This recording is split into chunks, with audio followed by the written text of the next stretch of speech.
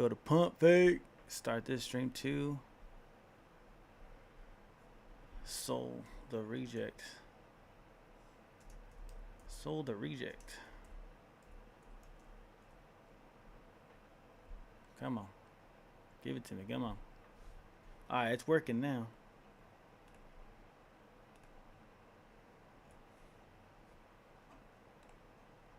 Oh, perfect. Alright, we got it back. Alright, we got one thing. Oh, perfect. Alright, we got it back.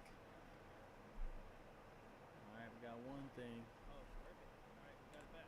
Let's turn this down so it doesn't do that no more.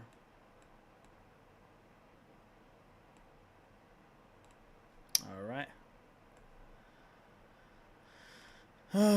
Okay, go to Pump Fake. Wait, what happened to my search? Search. Where is my damn coin? Come on.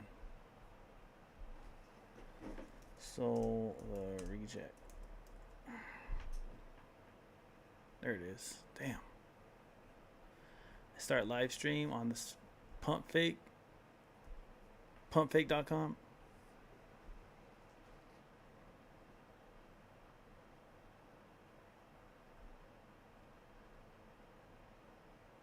Perfect. Boom.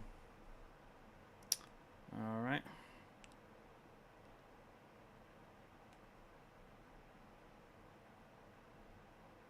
How am I supposed to do this now? Oh, that's right. Shit. I gotta put everything over here on this side now. I gotta reopen everything up. I hate this, man. I hate this. Why can't technology just work? All right, while that's happening, I'll set it up slowly as we're watching the video.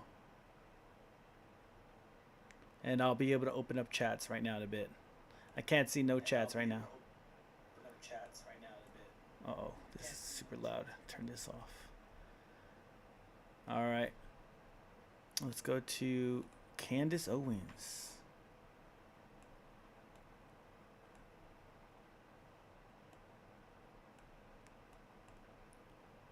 Let's go to my history. And I'll play this while my shit is live streaming.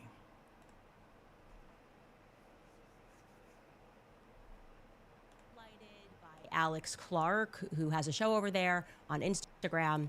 And I think it's therefore happy Monday, everybody. Today we are going to discuss, or rather I'm going to introduce to you a psychological strategy that I refer to as David Hagen. Somebody. You guys remember David Hogg of the Parkland shooting tragedy? Of course you do. Well, it seems like Turning Point USA is now engaging in this strategy of David hogging the public. And I wanted to be clear that it is downright manipulative, and I've really had enough of it.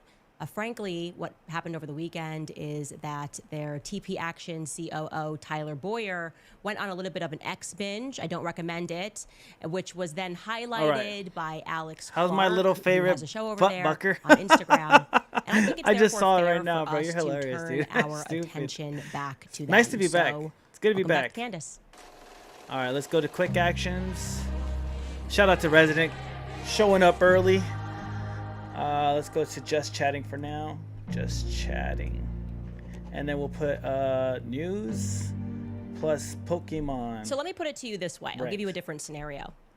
If at this very moment McDonald's publicly announced that their CEO was stepping down and they were going to replace him with somebody else, nobody would care, right? Like, there's not going to be any public outcry about them doing that. The average person doesn't even know who the current CEO of McDonald's actually is. Who's the current CEO? But, What? however, giving you a different scenario, if out of nowhere McDonald's announced that they were getting rid of the Big Mac, that they were changing their French fries, and they're doing away with their chicken nuggets, there would probably be a reaction to that. People would be pretty angry. It would probably start trending. And it's because the reality is nobody actually cares about the corporate structure. But if you change the menu items, that actually changes the substance of the company for people. A very recent example of that, by the way, is the Cracker Barrel scandal, which was hilarious, but it was a good point for everybody to learn, right? Corporate over at Cracker Barrel effed around, and they found out pretty quickly that old man on the logo, that inanimate old man that was with the Cracker and the Barrel, actually had the original more Cracker meaning to the public than their entire corporate division.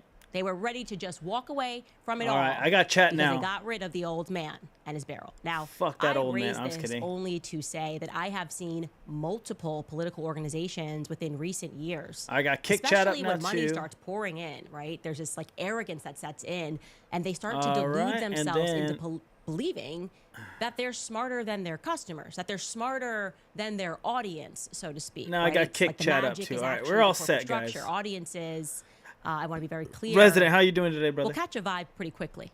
Audiences are smart, they're perceptive. They will sense when something is off. And the harder that you try to convince them that their senses are not real and that they are imagined, the more obvious it actually becomes to them that their suspicions are correct. Something's not right. Now, to just keep up with the same analogy, Charlie Kirk was essentially the old man on the Cracker Barrel logo. People were invested in Charlie Kirk. We have, at this moment, no definitive understanding of what happened on the day that he was assassinated. But what we do know definitively is that the feds are lying to us. That is obvious. It is abundant. If you're able to think thoughts, you recognize that something is very wrong with the story that has been presented to the public. We're all good. And I think that what the public doesn't understand. Hey, Resident, can you hear the audio? Is why it seems as though Turning Point USA executives, Resident, can you hear the audio? They seems are not even remotely interested in challenging that official narrative. Hold on, They're let me not double interested check in myself. challenging it publicly, at least. In fact, I think it was an ex-user that pointed out, he put it rather bluntly when he said, All right, you so they should be want us able to to forgive hear Tyler everything. Robinson, but to attack the people that are trying to solve the murder of Charlie Kirk? Like, that's not right. It doesn't feel right. It doesn't feel good. Of threats of lawsuits, we're collecting evidence of it. What are we even talking about? And I want to say that what's been bothering me in particular are the micro lies. Seems that they're suddenly in the business of telling micro lies, tiny little misrepresentations, tiny little half truths that right First out of the time gate watching this? seems altogether unnecessary. Yeah, is this old? It really makes me wonder, who are they protecting? Is this old? Or am I watching the wrong thing? Hold on, let me double check. I thought this was new. No? Shit, I fucked up. Yeah, streamed 5 minutes ago. Five hours ago. You watched this in 5 hours?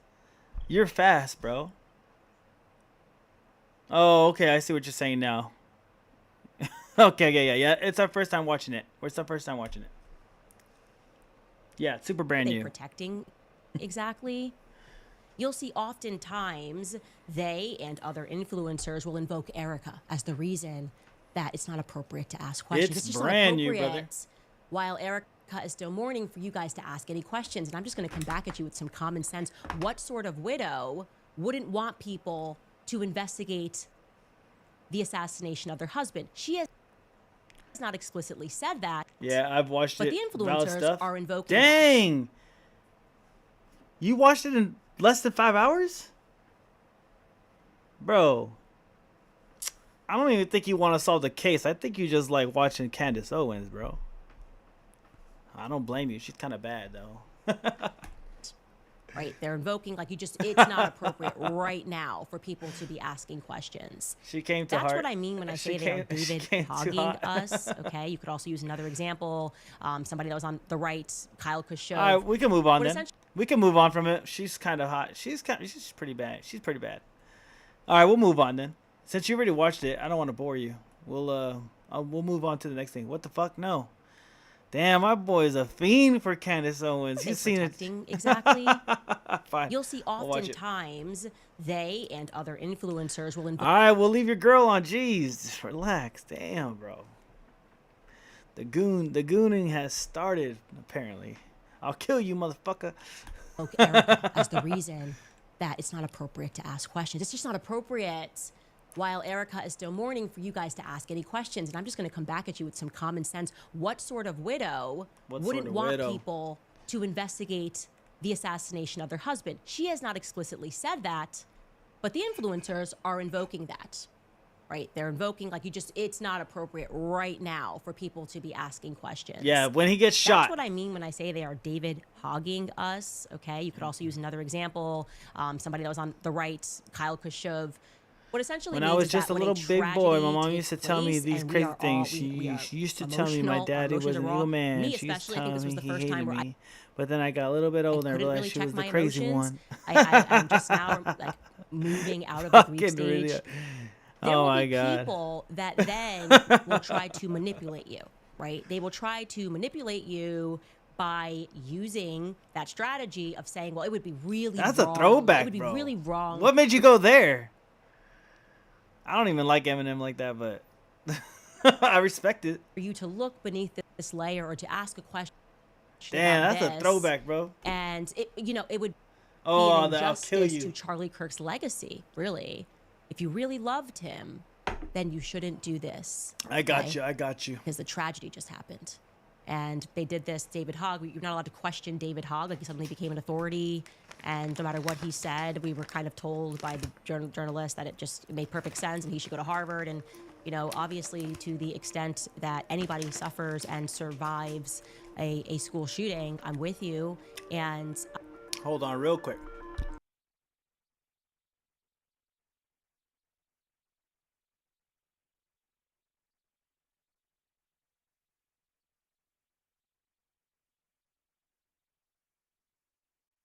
I think that that's totally fair.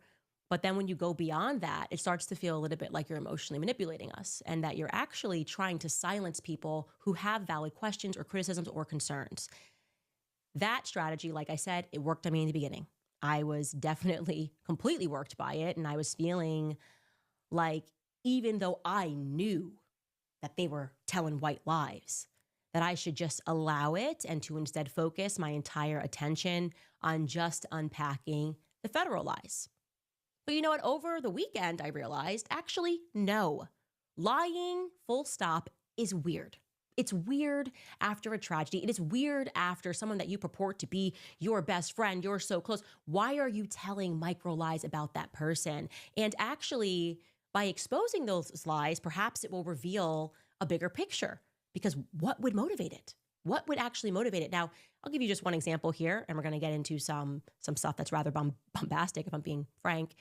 But one example that I bit my tongue on a couple of weeks ago was when influencers randomly went on a full attack mode against me when I very casually, you guys watching the series, very casually mentioned that Catholics were hoping that Charlie was going to take the next step and convert. Like, of course, I'm Catholic. Of course, what would be wrong with me sharing that? Everybody was sharing their stories about Charlie and the conversations they were having. But for some reason, Candace saying, and I'll sum it up, effectively, it was like 2 sentences. Charlie was going through some spiritual changes towards the end. Catholics were hoping that he'd take the next step because he was praying the rosary. I never said he converted because he didn't. That would have been dishonest. But people were somehow really angry. Somebody clearly hit the panic button. Suddenly, a bunch of videos were being made disputing the narrative. People were going, I knew Charlie, and he was truly evangelical to his core. Blah, blah, blah, blah, blah, blah. And I want to tell you this, it felt coordinated. It felt fake. It felt unnecessary. But most importantly, it was untrue. Okay, it was untrue. And I'm going to share with you some more truth so that you can contextualize it. Charlie was attending Mass weekly. He was sometimes even attending Mass daily. He was not attending Pastor Rob McCoy's church. As I mentioned before, yes, he was praying the rosary. Charlie, in fact, was wearing the St. Michael pendant when he died, okay? As has already been publicized, Erica took a Catholic bishop with her to pray over his body on the day that he died. These are all indisputable facts. And it is also a fact, which was presented by Megyn Kelly, that a few weeks before his death, Erica had a priest come over to pray over them when some witches thought it would be funny, whatever, to put a hex on him. Okay? That's a lot of things that were happening behind the scenes. And the people at Turning Point USA knew those things to be true. Okay? They knew everything that I just shared with you. They knew for a fact.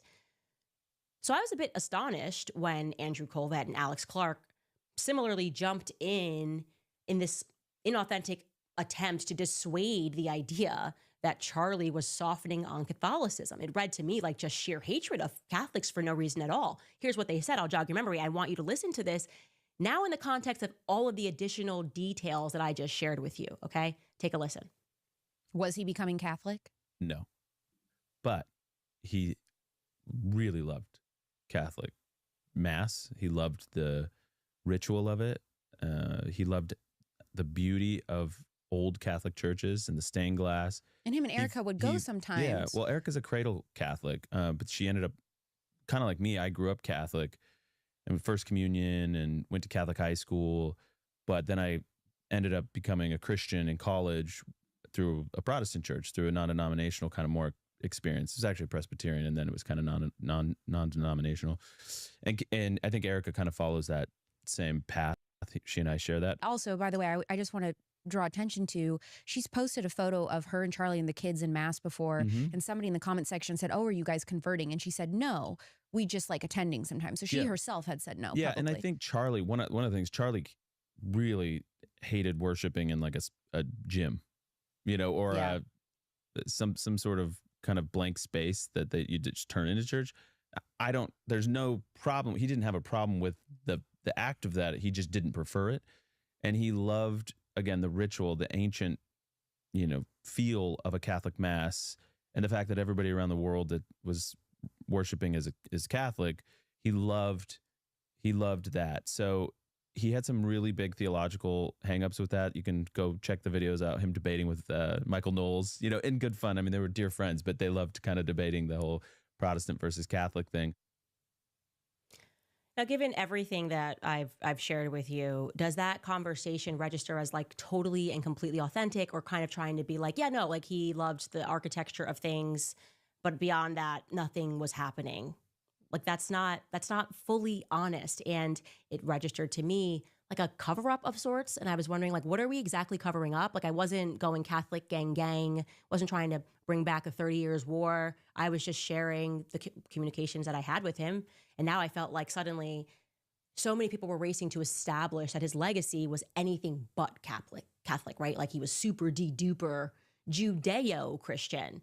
And ironically, it was Judeo-Christianity that I was challenging him on personally, like privately. And I was speaking to him about the political pressures of it, the way that I felt because of last year, that it registered to me like more of a cult than a true theology or a religion, or a religious aspect rather. And it was back in February of this year when, out of nowhere, he's the one that actually messaged me and said, and said Catholicism is sounding better and better in February of 2024. This is kind of when we started having that discussion.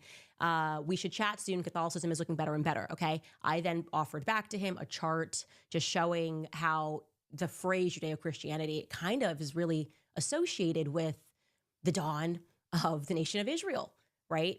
And we did chat about it. We talked about it a lot. And I was thrilled, like I said, and I was being honest, that he was attending Mass. Okay. But I want to again state that Charlie was not attending Rob McCoy's church. He was attending Mass. So it registered to me again as somewhat disingenuous when Pastor Rob McCoy came out and effectively asked me to, stop looking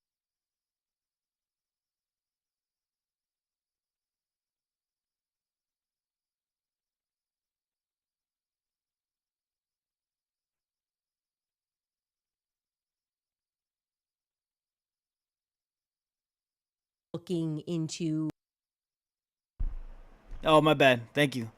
Yeah, I was saying, shout out, dude. The balls on this fucking pastor that's telling the Candace to back the fuck off and tell her to stop snooping around and to be mindful of Erica Kirk's widowing. Like, the balls on the guy, to tell her to fuck off, essentially.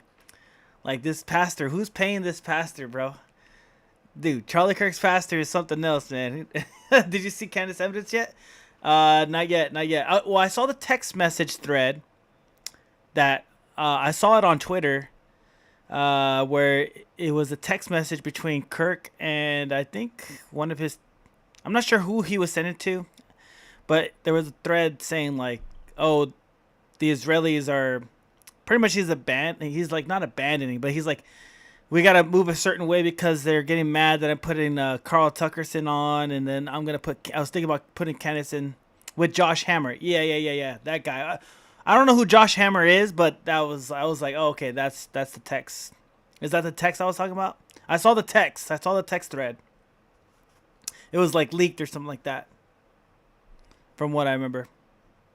But yeah, I did see that. Is that the evidence you're talking about? Because that was like 2 days before he got shot. Was because he was putting Tucker Carlson on. He was talking about putting Candace Owens on.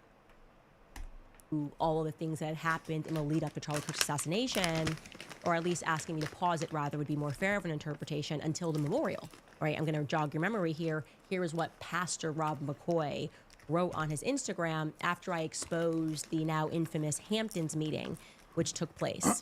He wrote this: Charlie Kirk was my friend and I was his pastor. I want to simply say this regarding Candace Owens. Charlie Kirk was a friend to Candace and never publicly spoke poorly of her, although he disagreed with her.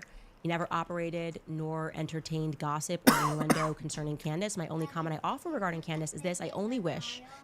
What? Did you put this thing in the dryer? Yeah, it's in there. Go ahead and put it in there. Go ahead. It's in the dryer. God damn. All right, I clicked on that stuff. Let's see what we got here.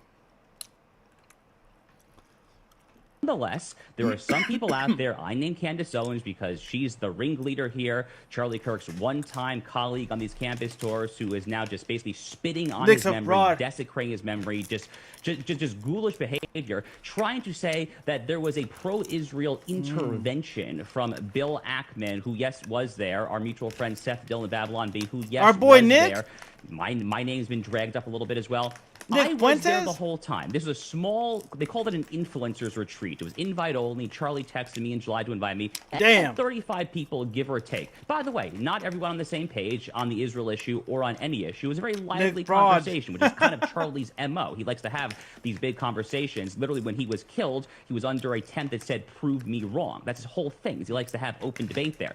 But there was no intervention. I don't know how many times just to say this there. Like, this notion that Bill Ackman, Seth Dillon, and me, myself, pinned Charlie and said, oh, you gotta go to Israel, you gotta take the shekels, you gotta get back in line there. It's total garbage. It literally did not happen. I have no idea where Candace getting this information. I have a couple of guesses as to who is leaking her some information, which is probably just making it up on top of that. What I can tell you, Dana, is the following, which is that this is a lie. It is a brazen, self-serving lie to try to posthumously convert Charlie Kirk to full-on Nick Fuentes Groiperism. It is a cynical attempt to retcon and historically revise his legacy to pretend that he was something other than the pro-Hebrew Bible Christian, than the champion of the Judeo-Christian biblical lines that he was. It is a desecration of his memory, and I will not stand for it.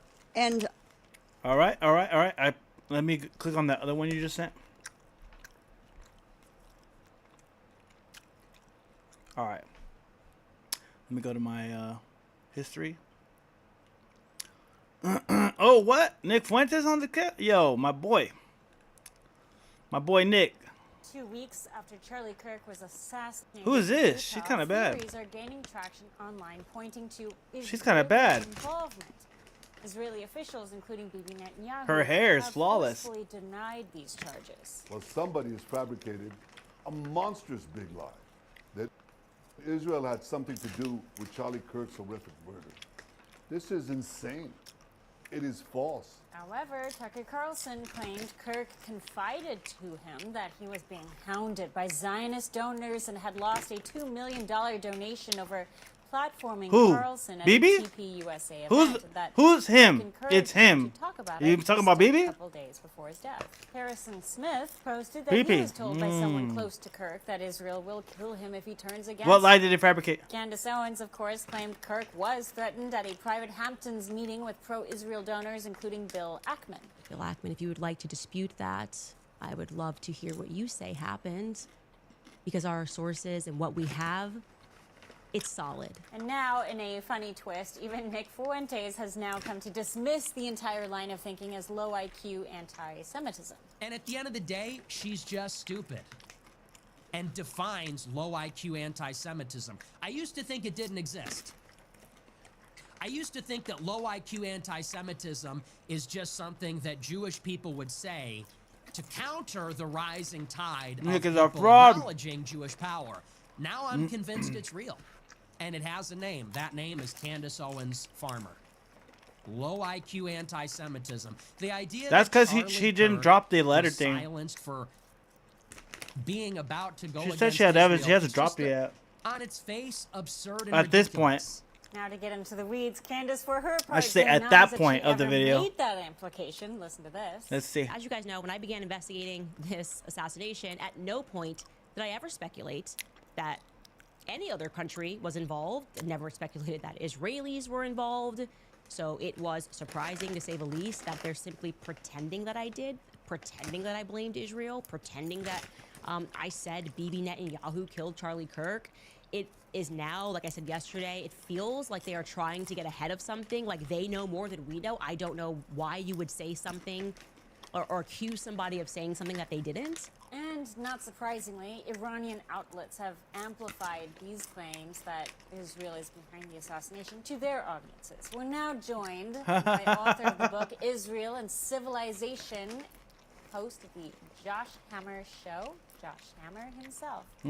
Josh, I know we're getting a little bit into the weeds when it comes to how certain fringe aspects of the right influencers are treating this topic, but it seems like it's This guy it's looks a ID. story that This guy looks deserves like unfolding. What do you make IDF, of secret this? intelligence right here. Yeah, it's hard to know where to begin here. I mean, you have dumber, Oy vey. and you know, some kind of like hanger on to dumber of the three individuals that we just saw there. Look, I mean, I have firsthand knowledge of literally all of these topics. Okay, so Charlie. Also, Kirk, the mastermind narrative first that of being all, replicated what across happened to him particular platform is also to this very day telling of remains sign of silence. just unconscionable. You know, I've known Charlie for years, as many people in our profession, in our space have. We've gotten considerably closer over the past year and a half. We were in essentially daily communication. Now their message is simply, she's dumb. Year or so, and I actually spoke with him on a Zoom call literally less than 24 hours before he was tragically killed. Chanel, he actually brought me on and a mutual friend of ours to basically go through kind of an hour-long, he had a series of questions about Israel, about the conflict with Hamas. We'll have to see the latest and the greatest from Nick. I haven't seen Nick in a minute. I've been so busy, bro. Expected flurry of anti-Israel questions on college campuses. So the notion that Charlie Kirk was about to go full Candace Owens. I can't stop looking at the girl. On this question is utterly fired. ludicrous. I mean, we spoke less than 24 hours to help prep him about these questions Because they don't know what evidence of that kind of has, and she's slowly risen. So, you know, I think my record on this I think that's the problem. Is that she's slowly doing it, and they're like, "Give me it all now," but she's got, you know, she's got to get through it. Who is going down this rabbit hole is Her way. A lot is probably algorithm clicks driven, kind of, you know, lifting your finger, sticking in the wind. Unfortunately, Right. I've come to the conclusion that for suspect the Tucker, same. it's actually a lot deeper rooted than that. I've given this a lot of thought. I think this actually kind of is the true Tucker Carlson. Tragically, it's taken me a long time to accept that. I used to be a really big fan of his, but I think that he kind of actually was really kind of checked by his producers and editors for a long time, and this tragically kind of is the real McCoy, so to speak. Really, really interesting stuff, and I don't see it going away anytime soon, but it certainly is, it's evolving, and we'll leave it at that. Josh Hammer, thank you very much for the time and the insight. We appreciate it. Thank you. He's also CIA.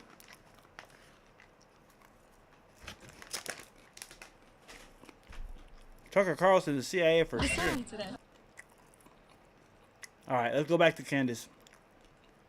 2 weeks after Charlie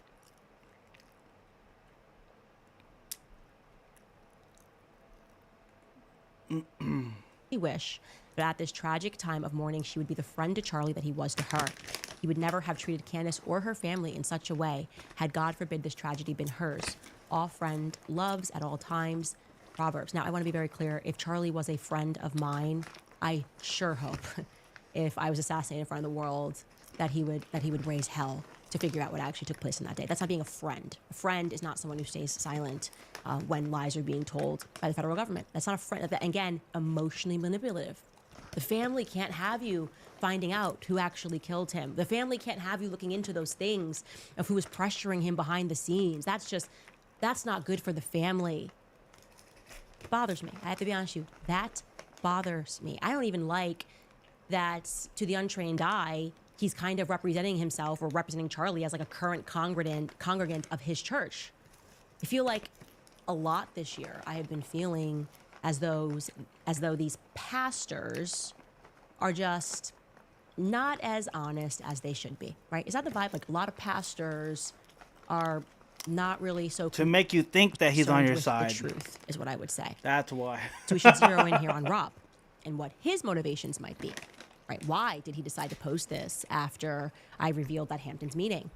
Well, you should know. People are smeared constantly do, across and both multiple his son people and that his target daughter-in-law work for Turning Point USA. So whether you want to represent that or not, they have a financial stake in the future of the company. He heads up the faith division.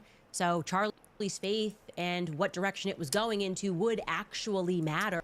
It was weird that he's like, he called other people a Fed, but like your dad's a Fed. So like, are you saying your dad was a bad person? I'm talking about Tucker Carlson. He's like, he's a Fed. I'm like, dude, your dad was a Fed. What is that a bad thing now? I mean, to you? Because your dad was a Fed, bro. Like, what are you talking about? Like, are you calling your dad a bad person? You know? Or are you just simply stating he's a Fed and you're not a Fed? It's kind of weird. Right? It would actually matter if Charlie, and I never said he was going to, decided one day to become Catholic. It would have financial implications. To be clear, I never had a conversation that Charlie was in the process of converting. Okay?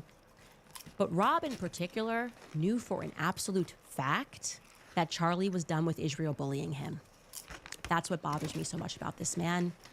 Him allowing these headlines, Charlie's pastor speaks out, you know, crushes Candace because of what she said, not whatever. I don't like it. He knew, and others knew, that Charlie was done with Israel bullying him, and I am now going to present you proof of what I am saying. This is an actual group chat, which happened 2 days before Charlie Kirk was assassinated. There were 9 people in total on this chat, including Charlie and Rob McCoy. I'm going to protect the names of the other 7 for now.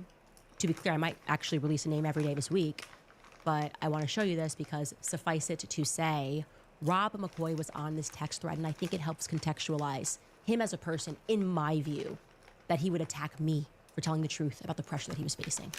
Take a look. So Charlie writes in this group chat, just a lost journalist, another huge Jewish donor, $2 million a year because we won't cancel Tucker. I'm thinking of inviting Candace. Somebody writes, ugh. What about Charlie FBI? writes, Jewish donors play into all of the stereotypes. I cannot and will not be bullied like this, leaving me no choice but to leave the pro-Israel cause. And somebody writes, a donor writes, please do not invite Candace. That might feel good When did short-term. It's when did not good FBI get long-term. formed? In my opinion, like all groups, you're going to get a wide variety of opinions. That nasty free will thing that God bestowed on us makes life frustrating at times after the dust settles a bit, maybe.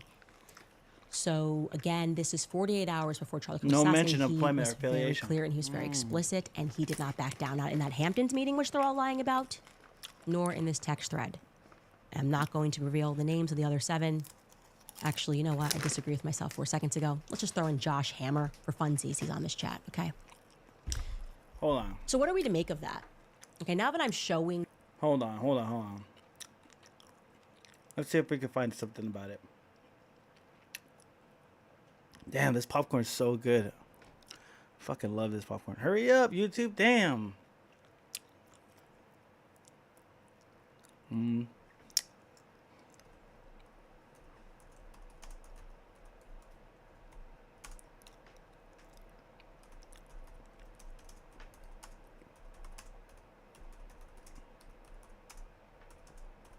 Let's see if there's anything like that.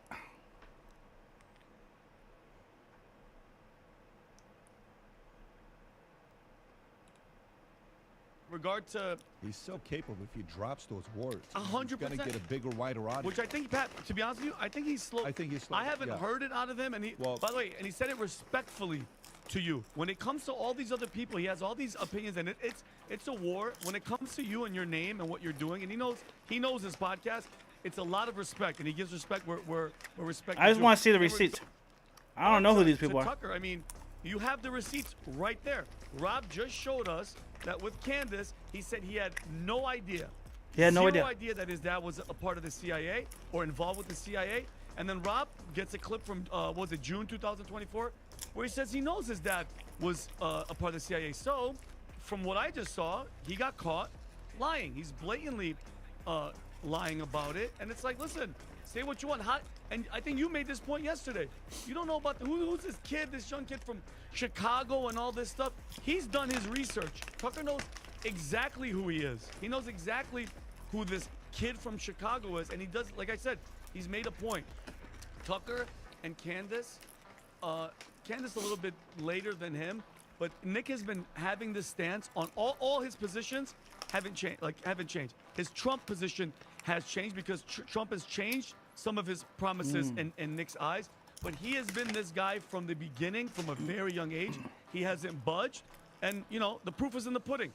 I think he's still CIA, but let's just go along with it.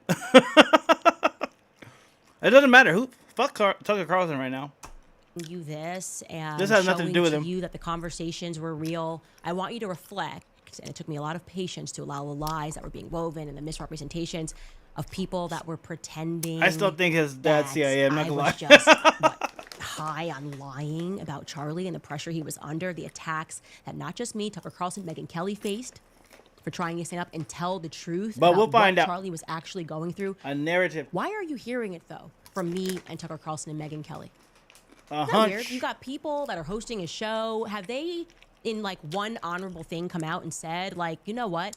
Find anything credible? All right.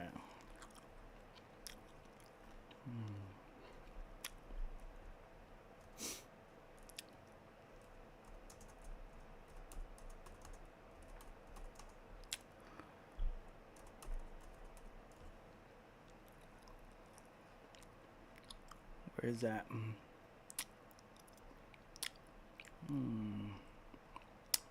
What episode is it on?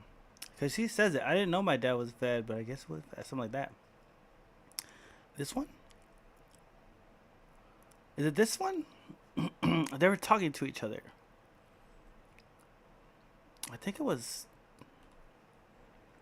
Let's find out which... I know they did like a duo.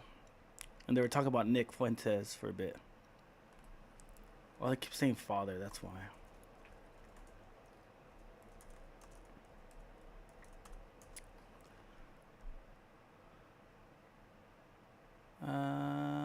Harvey Weinstein? No. Nick Fuentes humiliates Tucker Carlson. Let's listen to this. What's up, guys? I have some big drama for you today. This is big news for the MAGAverse. This is Tucker Carlson and Candace Owens ganging up, attacking Nick Fuentes. So this was posted on July 31st by Young Putin on Twitter. As Candace and Tucker are fed-jacketing Nick Fuentes, Tucker claims that Nick knew his father was in the CIA before he did. And we are supposed to seriously believe this. Tucker and Candace beefing with Nick Fuentes. First video here is 1 minute long. Let's watch this. This is the beginning of the most recent beef. Is because someone sent me a video a few years ago of him attacking me. And I was like, so I'm looking at this. And I'm like, well, first of all, this kid's really talented, like legit. And I can assess that just having done the job for so long. So I was like, wow, lots of talent, native talent. And he's attacking my dad. As a CIA, his dad's in the CIA or whatever. And I'm like, well, that's no, untrue. Then my father dies, and I learn, actually, yeah, was involved in that world. I was completely shocked. What did you say? What did you just say? Let's rewind that part. As a CIA, his dad's in the CIA or whatever. And I'm like, well, that's no, untrue. Then my father dies, and I learn, actually, yeah, was involved in that world. He said it himself. But let's keep playing it. I was completely shocked by it. So no one has to believe me, but that's just a fact. Right. This was in March of this year. I'm trying to find it. It's the Tucker Carlson show. I think it was the one with Candace Owens on. We could go back and watch that one because I didn't watch that one before. But let's watch it together. Because now that we're on it, we should be able to find it. All right. I think it's this one. Or is it this one? Let's try this one. Let's try this. Because they're talking about Bridget Macron being a man. I'm so grateful that you're here. Thank Let you. me wash my hands real quick. I'm so excited. With child number 4 in tow, who's just off camera. What is going on with Macron? I mean, it's the craziest thing that's ever happened, certainly in my life. It's been repeatedly crazy, from the Trump call to the lawsuit. I didn't even know. Can you just back up a little bit for those who don't know what you're referring to, the Trump call? What does that mean? So I was called by Trump in February. Emmanuel Macron had visited Trump, and I had done this series about, it was about his wife, Brigitte Macron. And the series got a lot of views, and Emmanuel Macron personally flew to DC and asked Trump to ask me to shut up, to just stop speaking about his wife. And I was... Did you know this is going to rise to the level of international incident? No. And it's actually making me go back, and historically I'm thinking, you know, all the times that we were told that a war ended because of this or because of that. If this was one element of negotiation of Emmanuel Macron to Trump, and the topic of why he was, you know, ostensibly there was to discuss the end of the Ukrainian and Russian war, but you're taking Trump aside and you're asking him to shut up this podcaster in the U.S., I'm wondering if anything that we're told in our history books is real. That is exactly right. I have wondered the same. That is just absolutely amazing. Mm-hmm.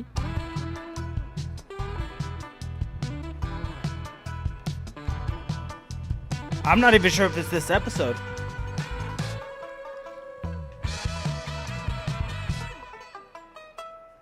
So he's a viewer. We know that. He is a viewer. Him and his wife and their entire entourage, they watch every minute of my show. Trump certainly didn't. I know Trump, I think, stays much more in the mainstream media in terms of watching what he watches. But shit, I fucked up. I'm so grateful that you're here. Thank you. I'm so excited. With child number 4 in tow, who's just off camera. Don't... My fault. Wife and their entire entourage, they watch every minute of my show. Trump certainly didn't. I know Trump, I think, stays much more in the mainstream media in terms of watching what he watches. But he must have been completely confused. He sounded very confused. He said he was very confused when the leader of France took him aside. A nuclear-armed country. During negotiations for Ukraine and Russia to inquire about whether or not he knew Candace Owens. And clearly it was an emergency, because it wasn't like Trump called me 2 days after or a week after. It wasn't like a side conversation that, let's take care of that. The right one, I was messaged by the intermediary hours after Macron left, maybe even an hour after Macron had left, and said, like, we need to get on the phone with you. The President of the United States. Well, first, the person said, somebody very close to the President of the United States is asking me to ask you to stop talking about Brigitte's penis. Brigitte's penis? This is the true face of diplomacy. I love it. Funny, and I laughed. It should be. Said, okay, it should be this one. Yeah. This seems ridiculous. I kind of questioned whether or not it was even true. But I liked the person who called me very much, and I thought maybe I was being a bit short there because I'm 9 months pregnant, and I was at the time I think 5 or 6 months pregnant, and I tend to get short the more pregnant I become. And so I called him back, and I just said, "Can you explain to me what's really going on?" And that individual told me that it. Go to my channel, drop this. We ain't going nowhere. We ain't going nowhere. It can't be stopped. We bad boys for life. Only 4 years, baby. Bad boys for life. Come on now. It was presented to him as a condition of ending the Russian-Ukrainian war. Like, this was something that he brought up in the midst of these negotiations. That's how it was presented to me from a third-party person. And then I was just completely floored, and I just took a second, looked at my husband, and the first thing we said to one another is, no one will ever believe us. Like, this is beyond the realm of things that could be plausible. They're going to think I'm making this up and I'm lying. And even when I did eventually tell the story months later, people were like, there's no way that this could have happened. And until Trump didn't deny it. And then, of course, Emmanuel Macron is now suing me, and he included, as part of the lawsuit, he referred to that phone call and how he believes that presenting it as an element of the Ukraine-Russian war was wrong. Like, he was like, and so he's nitpicking there. But so what is he suing you over? What is the suit claim? Well, it claims a lot. It's 200 pages. 200 pages? 200 pages. And what's really interesting is my series was based on a book. I worked with Xavier Poussard, who is a journalist, a very credible journalist in France, who worked on the story for 8 years and ended up having to move to Italy, move his family to Italy because of what Brigitte and her husband, France is a whole different political system. Certainly is. And they can just bring charges against you. It's an authoritarian country run completely by Macron, and they pretend that's not true, but it is true. It is 1,000% true. And so journalists that first got wise to the fact that Brigitte Macron, can just bring charges against you. It's an authoritarian country run completely by Macron. They pretend that's not true, but it is 1,000% true. And so journalists that first got wise to the fact that... Is that 1 hour 7 minutes or 1 minute and 7 seconds? What are you talking about? Okay, all right, let's go. How'd you find it that fast? All right. How'd you find it that fast?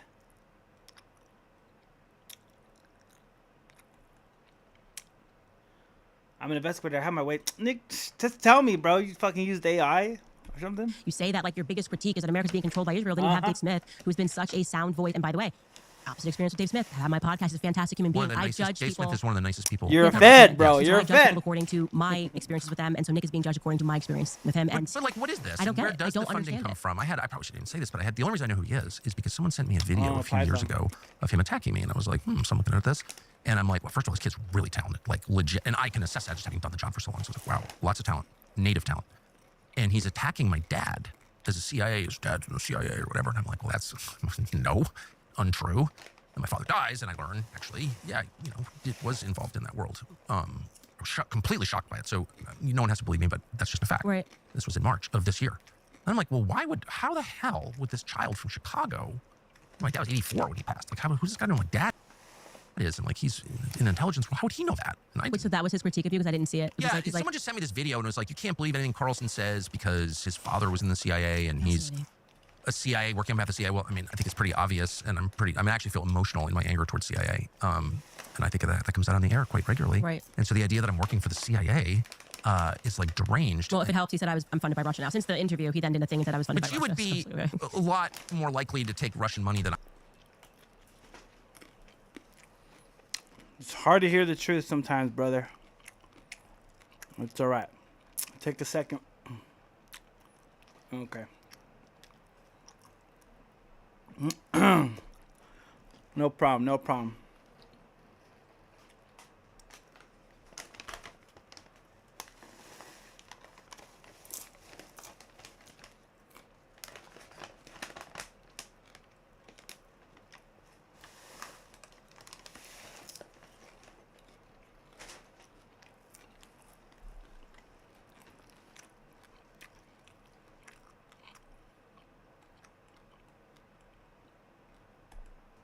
Charizard, baby, let's go. Let's get these wins. Come on. Come on. Give me the wins. I'm almost out of fucking... I'm almost to Masters. Please just give me... Just give me 8 wins. Give me 8 wins in a row, and I'm done with this game. Please, please, please, please, please, please.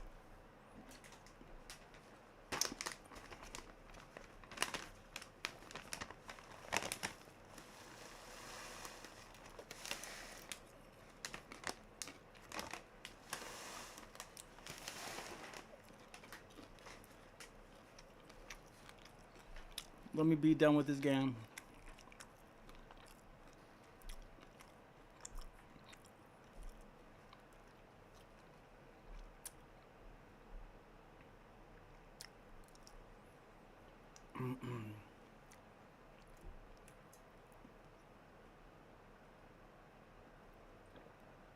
Let me go back though.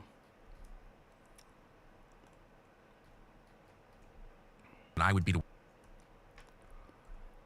What's this about?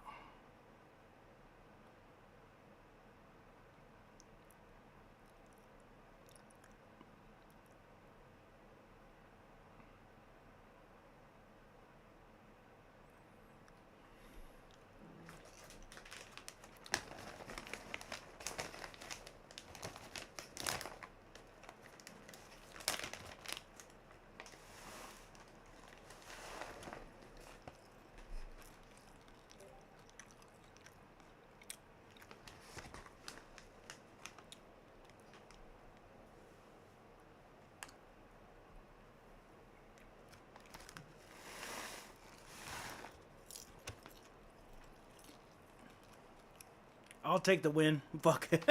I got a free win.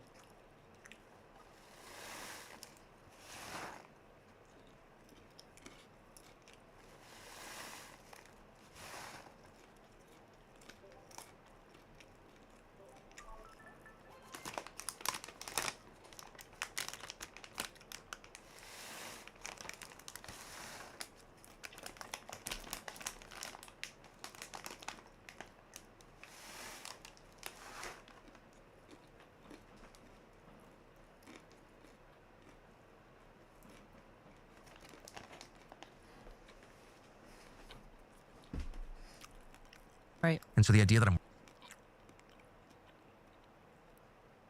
We'll start it back here. All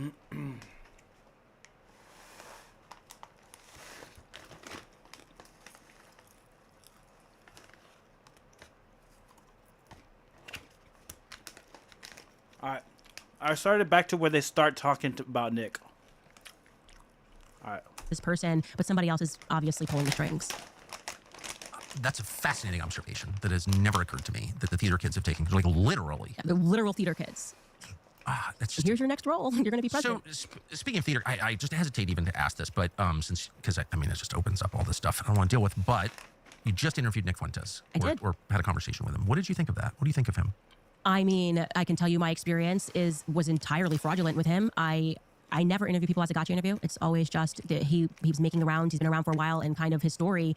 When I learned it, because he was banned from everywhere, so I didn't actually know what the backstory was with Nick Fuentes, but then I learned it when he was allowed back on X, and Jeremy Boring, who was then the CEO of Daily Wire, did this X live with him. And Jeremy Boring did an event with Nick Fuentes? It was weird. Everything was weird about what happened, but it happened. And Nick told his story, and I was listening in, and said essentially that he was canceled because he started asking questions about Israel. He was 18 years old, and he alleged that it was very much the fault of the Daily Wire, or whatever he said. And I found it very interesting. And I was like, oh, I actually didn't know this was the backstory. Maybe this really is a person who had, just ahead of everybody else, was questioning Israel and had like a bad hand given to him. So I had him on the show, welcomed him into my home, and he was very nice. We told him we're going to cut, a controversial trailer. We're going to show you like these clips of you talking trash about me, and you can talk about whatever you want for as long as you want. Ask any questions you want to ask. It went great. He left. He said, thanks. We can now be friends. And I am not kidding. We published this 11 days later, and I don't even know how to, he just starts screaming, calling me an effing BIDCH who set him up. We didn't edit a single thing. Those 11 days, like 2 weeks before we even published the interview, we told him if there's anything that he wanted us to insert. Like, nobody does that if you go on the show. Yes. And I genuinely don't know what triggered him, other than me at the very end asking him about, or talking to him about family. And it was just the rage that was coming out of him was just weird. And I don't know why he did that. I don't know why he did 180. You had access to me. You could have said anything after. Even if he had said in good faith, I thought I sounded a little weird here, could you cut it out? We probably would have cut it out, because I just don't want people to ever not have a good experience on our show. You know what I'm saying? Also, you want people, I'll speak for myself.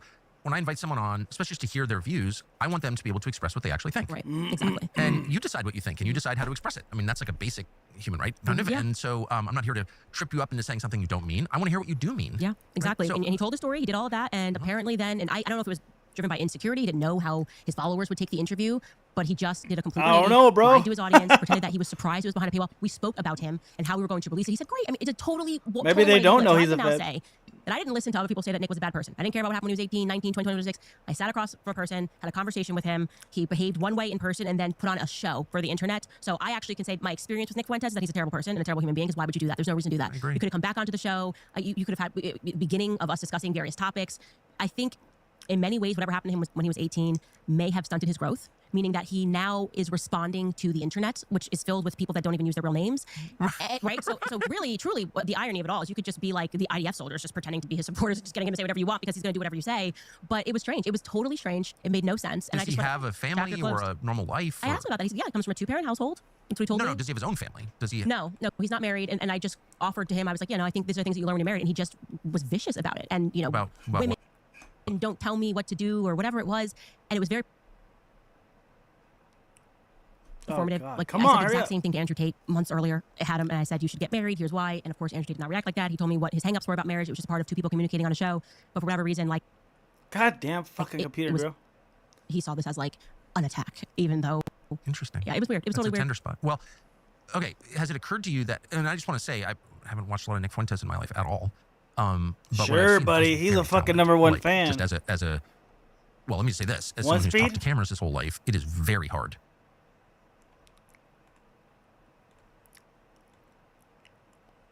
All right.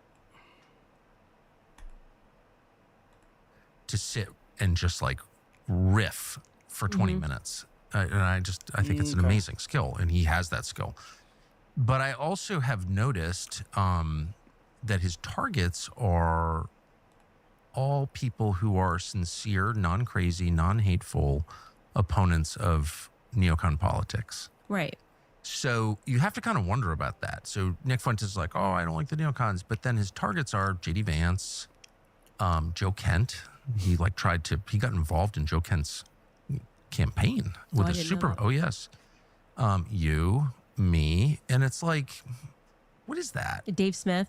Dave and I asked him about that because that's a question that I had. So I did the right thing by asking him to his face. What's up with this? Like, why do you attack Dave Smith? You say that like your biggest critique is that America's being controlled by Israel. Then you have Dave Smith, who has been such a sound voice. And by the way, opposite experience with Dave Smith. I have my podcast. He's a fantastic human being. I judge Dave people. Smith is one of the nicest people Fantastic ever. human. Yes. And so I judge people according to my experiences with them. And so Nick is being judged according to my experience with him. But like, what is this? I don't and get where it. does I don't the funding understand come it. from? I probably shouldn't even say this, but the only reason I know who he is because someone sent me a video a few years ago of him attacking me. And I was like, so I'm looking at this. And I'm like, well, first of all, this kid's really talented, like legit. And I can assess that just having done the job for so long. So it's like, wow, lots of talent, native talent. And he's attacking my dad as a CIA, his dad's in the CIA or whatever. And I'm like, well, that's no, untrue. Then my father dies and I learn actually, was involved in that world. I was completely shocked by it. So no one has to believe me, but that's just a fact. Right. This was in March of this year. And I'm like, well, how the hell would this child from Chicago, my dad was 84 when he passed. Like, who does this guy know who my dad is? And like, he's in an intelligence world. How would he know that? And Wait, so that was his critique of you? Because I didn't see it. It was like, someone just sent me this video and it was like, you can't believe anything Carlson says because his father was in the CIA and he's a CIA working on behalf of the CIA. Well, I mean, I think it's pretty obvious, and I actually feel emotional in my anger towards CIA. And I think that comes out on the air quite regularly. Right. And so the idea that I'm working for the CIA is like deranged. Well, if it helps, he said I'm funded by Russia now. Since the interview, he then did a thing and said I was funded by Russia. Russia. But you would be a lot more likely to take Russian money than I would be to work for the CIA, because you would never take Russian money and you're not Russian. But I mean, I really hate the CIA. And I mean, right. That's like very offensive to me. So why would you? It's like personal for you. Well, a little bit. Yeah. And anyway, like, who is this kid exactly? Mm-hmm. And maybe it's just an accident that the guy exclusively goes after people who are in roughly the same. And then he gets up there and he's like, making Holocaust jokes. And it's like, is it possible that this is like David Duke? And David Duke, every time I had a new show, David Duke would endorse my show. I don't know, who the hell is David Duke? Well, David Duke is obviously part of a campaign to discredit people on the right, obviously. Mm. And I think it's very obvious that Nick Fuentes is exactly the same. Doesn't mean everything he says is false. It doesn't mean he's not talented. He's enormously talented. Doesn't mean he's a bad person. I'm not attacking him personally, but he is clearly part of a campaign to discredit non-crazy right voices. That's obvious to me. I've been around a long time. I know it when I see it. Yeah, and I will say I don't understand it. We were very kind to him. Like, I truly, like, we almost said, like, we felt maybe he was a bit lonely. We should invite him back for dinner. I mean, that's how good of an experience I had. Clearly it's and then it was a sad. 180. So it's either A, it's being driven from like a little boy insecurity, and he just was so worried that he like just went on the attack because he doesn't know how to have normal relations after being banned everywhere. Well, I think there's that could be one element. The angry gay kid thing going on. Yeah. Or it's what you're saying, where he does this, he's lying to everybody and pretending that things are one way when it's not. I can say why is he attacking Joe Kent, who, Joe Kent worked as a CIA contractor, paramilitary contractor. He was in the U.S. military for years fighting our neocon wars. And his wife was killed in Syria in one of those wars. Joe Kent is the single most sincere critic, and I would say the one with the most credibility in the United States to say this foreign policy is bad. It killed my wife. I was a part of it. Joe Kent is actually someone the CIA doesn't like at all because he understands how it operates. And for Nick Fuentes, who's like some child from Chicago, to go after him specifically, one congressional seat in Washington State. That is random. It's not random, though. It's the opposite of random. Joe Kent was number one on the list of people they wanted to knock off, people who believe in our neocon foreign policy. They wanted Joe Kent out because he could stand up and say, I actually know. I've got the receipts. My wife was killed in Syria. You had to take that guy out. And Nick Fuentes, this child, this weird little gay kid in his basement in Chicago, is participating in a super PAC to bump off Joe Kent. Like, I've been around this my whole life. Read the goddamn chat. Does this really strike you as somebody from the side of the FBI? Say, bro, quit playing Pokemon, goddamn it. Yeah. I gotta win. I gotta win. That David Duke always did, including to me. But he did say his dad was in the world. So what do you make of that? Read it from the last message forward. Don't read my message backwards. Major topic, Trump response report to pushing allegations of elections fraud 2020.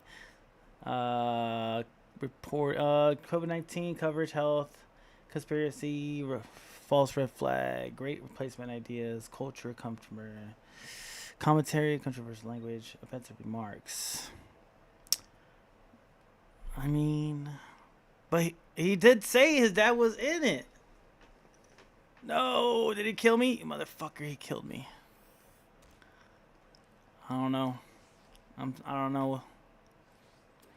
I don't know what to tell you, bro. He did say his dad was in it.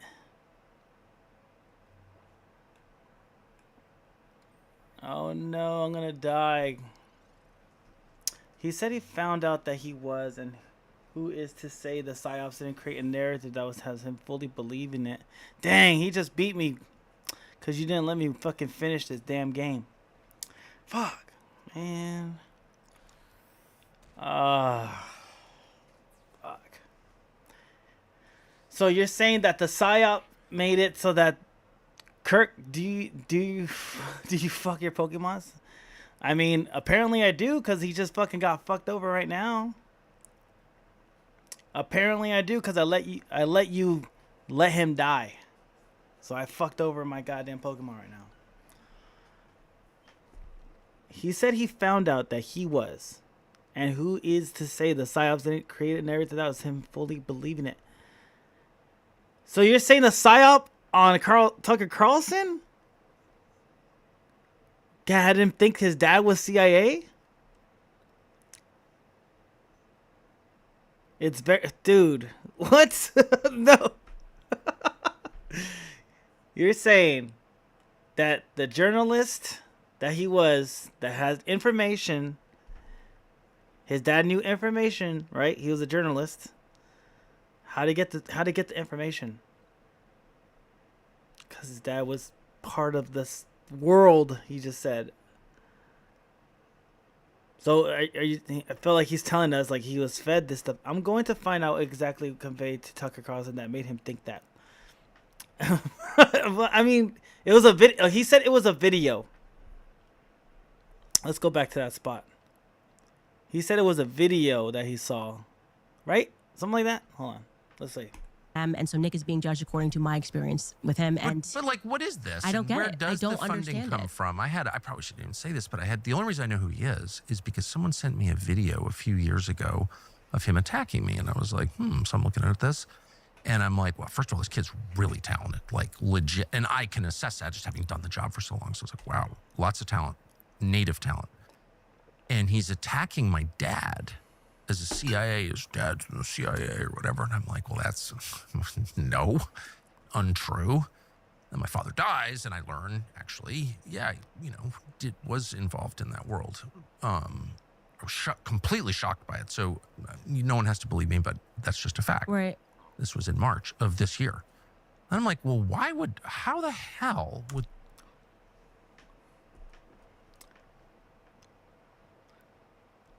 I don't know what to tell you. Why would it be after the fact that he died and he found out? Because why would his dad tell him that he's CIA? Why would his dad tell him that? Even though... Interesting. Yeah, it was weird. It was totally weird. It's a tender spot. Well, okay. Has it occurred to you that... And I just want to say, I haven't watched a lot of Nick Fuentes in my life at all. But what I've seen, the guy's very talented. Like, just as a well, let me just say this. As someone who's talked to cameras his whole life, it is very hard to sit and just like riff for 20 minutes. And I think it's an amazing skill, and he has that skill. But I also have noticed... He said that we saw a video. He makes... Hold on. Let's go back to Nick Fuentes.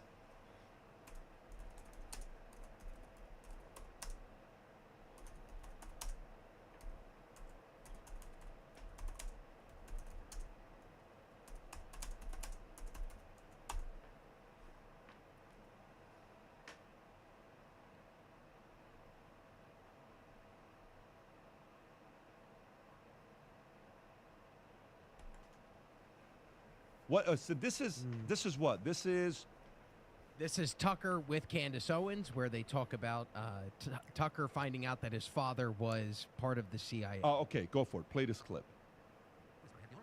Oh, sorry, I have it on. Right. We don't know. We don't. But we know. You know. We don't know, but we know. You know. Are you gonna get a Candace Owens shirt? And I'm like, well, first of all, this kid's The Candace Owens merch. I can assess that just having done the job. That's so low.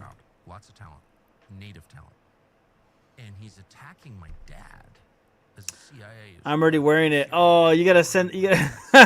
I was gonna say you gotta put a picture on Discord. And my father dies, and I learn actually, yeah, was involved in that world. I was completely shocked by it. So no one has to believe me, but that's just a fact. Right.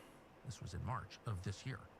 And I'm like, well, how the hell would this child from Chicago, my dad was 84 when he passed. Like, who does this guy know who my dad is? And like, he's in intelligence. How would he know that? And Wait, so that was his critique of you? Because I didn't see it. It was yeah, someone just sent me this video and was like, you can't believe anything Carlson says because his father was in the CIA and he's a CIA working on behalf of the CIA. Well, I mean, I think it's pretty obvious, and I actually feel emotional in my anger towards CIA.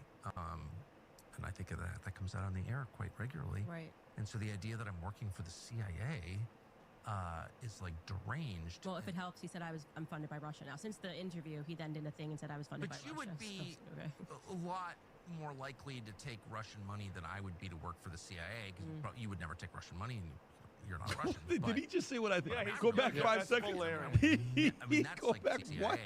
You would never take Russian Go back money. no more. Go back Rob. 10 seconds, Rob. But a lot more likely to take Russian money than I would be to work for the CIA. That's fucking hilarious. You would never take Russian money. So But you're saying that you would be you over me. But I mean, I really hate the CIA, and I mean, I mean, that's like very offensive to me. So why would you? It's like personal for you. Well, a little bit. Yeah. And anyway, like, who is this kid exactly? And maybe it's just an accident that the guy exclusively goes after people who are in the same. Okay, you can pause it at that point. So this is what? This is and what is this, Rob? So this is Tucker Carlson, even though the whole basis of this conversation is that Nick Fuentes was criticizing Tucker Carlson for his father's ties to the CIA. And he makes another good point. How the hell would Nick Fuentes know, unless Nick was part of the reason that the narrative got stirred up enough, propagated, and then implemented psyops and have Tucker Carlson to believe it? The way that it went down, it sounds exactly like a psyops. Found out in June of 2024, made those comments in June of 2024, but then just found out in March. Let me see this. And so when I applied to CIA, and I've taken a lot of crap, including from. Oh my God, dude, they got receipts. Let's go. Let's replay that part for you, buddy. Oh no. God damn it. All right. Out in March. Let me see this. And so when I applied to CIA, and I've taken a lot of crap, including from Putin. When I applied to CIA. March. Let me see this. And so when I applied to CIA, and I've taken a lot of crap, including from Putin, like, oh, you're from a CIA family. Well, yeah, obviously my father worked in conjunction with CIA. I mean, that's what that is. Wow. My father worked in conjunction with CIA. That's what that is. Applied to CIA, and I've taken a lot. In conjunction. So now first he didn't know, and now it's conjunction.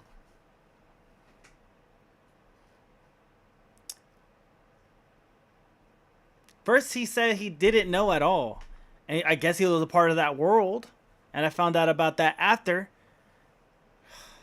God damn, bro. I thought you had Python. You find it yourself. Then just found out in March. Let me see this. And so when I've got some digging to do. Let's just listen to this video real quick. Applied to CIA, and I've taken a lot of crap, including from Putin, like, oh, you're from a CIA family. Well, yeah, obviously my father worked in conjunction. I'll send this. I don't know who these people are, but I'll fucking send it to you because I figured I just wanted to find the receipts that we were trying to find. You know, like I wanted to see what videos he's talking about, and that's the video he's talking about. I don't know where that video's from, the original video. I don't know where that's from, but. I mean, that's what they're saying, and that's what they're using. Let me send it to you right now. Go to my channel. All right. And then go to my chat room. All right. And then go to. All right. All right. All right. All right. Here we go. That's the one where we just saw right now. All right. With CIA, I mean, that's what that is. Wow. And I tried to join the CIA, but I'm not being false about it. Native talent. And then here's a clip of Nick Fuentes talking about Tucker Carlson after that clip went public. I'm being accused of being the CIA by Peter Thiel's best boys, by Tucker Carlson with his daddy. Tucker Carlson's, and you know what? Here's the other thing. Tucker Carlson said I'm a weird gay kid in the basement. Yeah, and I'm from Chicago. You're right. Well, okay, you're not right about all of that. But I wasn't born with a silver spoon in my mouth. God damn. Fucking video. Carlson says, I have so many trust funds, I never have to work. Tucker went to a $45,000 I knew he was gay. $1,000 per year private high school, then a $45,000 per year selective Ivy League school in New England. Tucker Carlson's daddy was a Reagan appointee. A Reagan appointee as well. His dad, Tucker Carlson, was a Reagan appointee. So he's like in the shits, bro. And then, after years of bragging about being an elite, bragging about being so out of touch and so rich, now he's going to be the spokesperson for all the white people. Now he's going to roll up his sleeves. I just like to hunt and fish in my log cabin. I care about Klarna and credit card debt. But then when it comes to me, I'm one of the real... You're taking a narrative and running with it without doing the research. I'm not saying that it's all factually incorrect. Okay. All right. Do the research, man. Do the research. You're my research man. You're my what do you call it? Reconnaissance.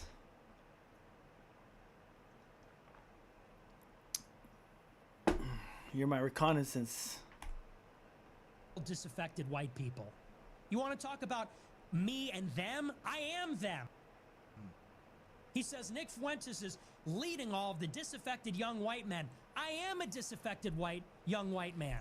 I was a precocious, intelligent, young white college student who went to Boston University, who was pro-Trump and red-pilled by Trump and animated by Trump's message of America first. And I asked questions about Israel, and I was punished for it.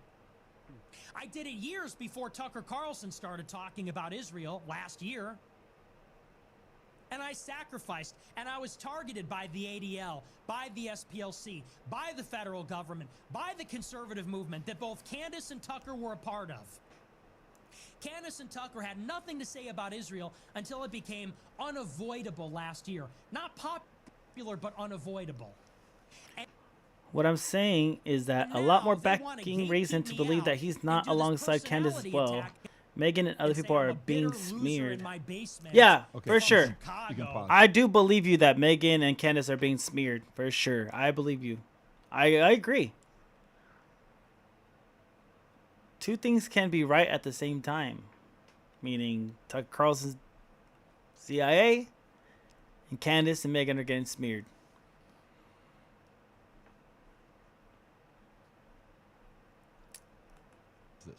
So what do you know about this? And then, by the way, is this in conjunction with the Tucker, with the Laura Loomer stuff that you're talking about?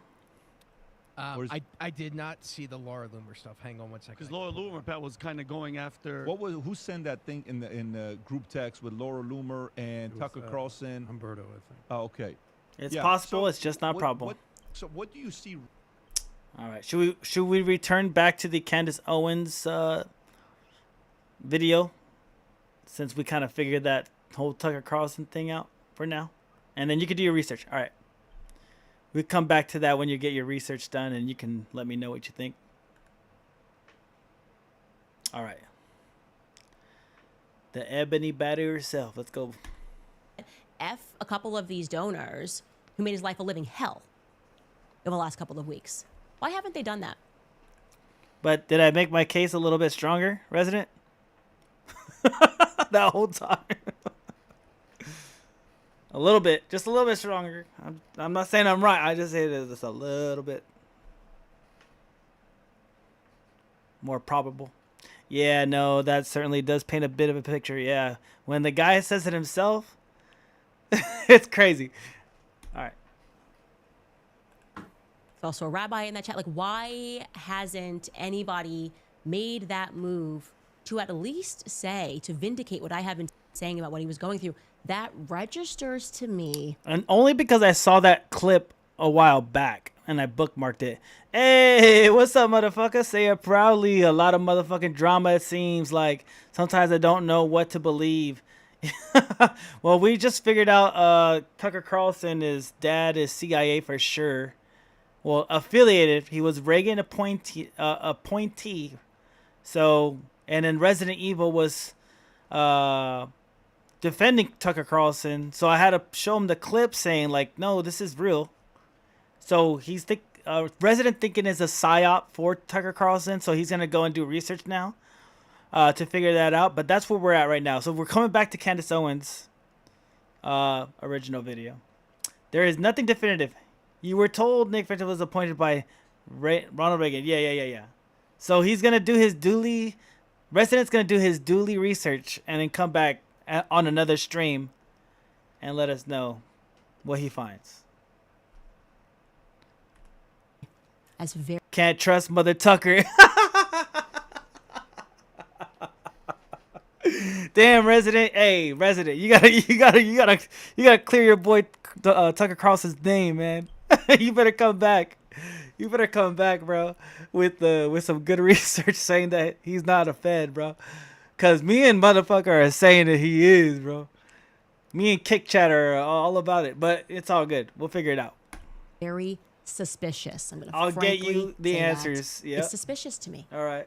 It makes me think that in the same way that Charlie was being pressured by money, that you might be now run by that same money. That those same donors might be running you to correct the ship and to focus yourselves on eulogizing Charlie as something and someone that never once flinched, never once for a single second doubted the Israeli cause.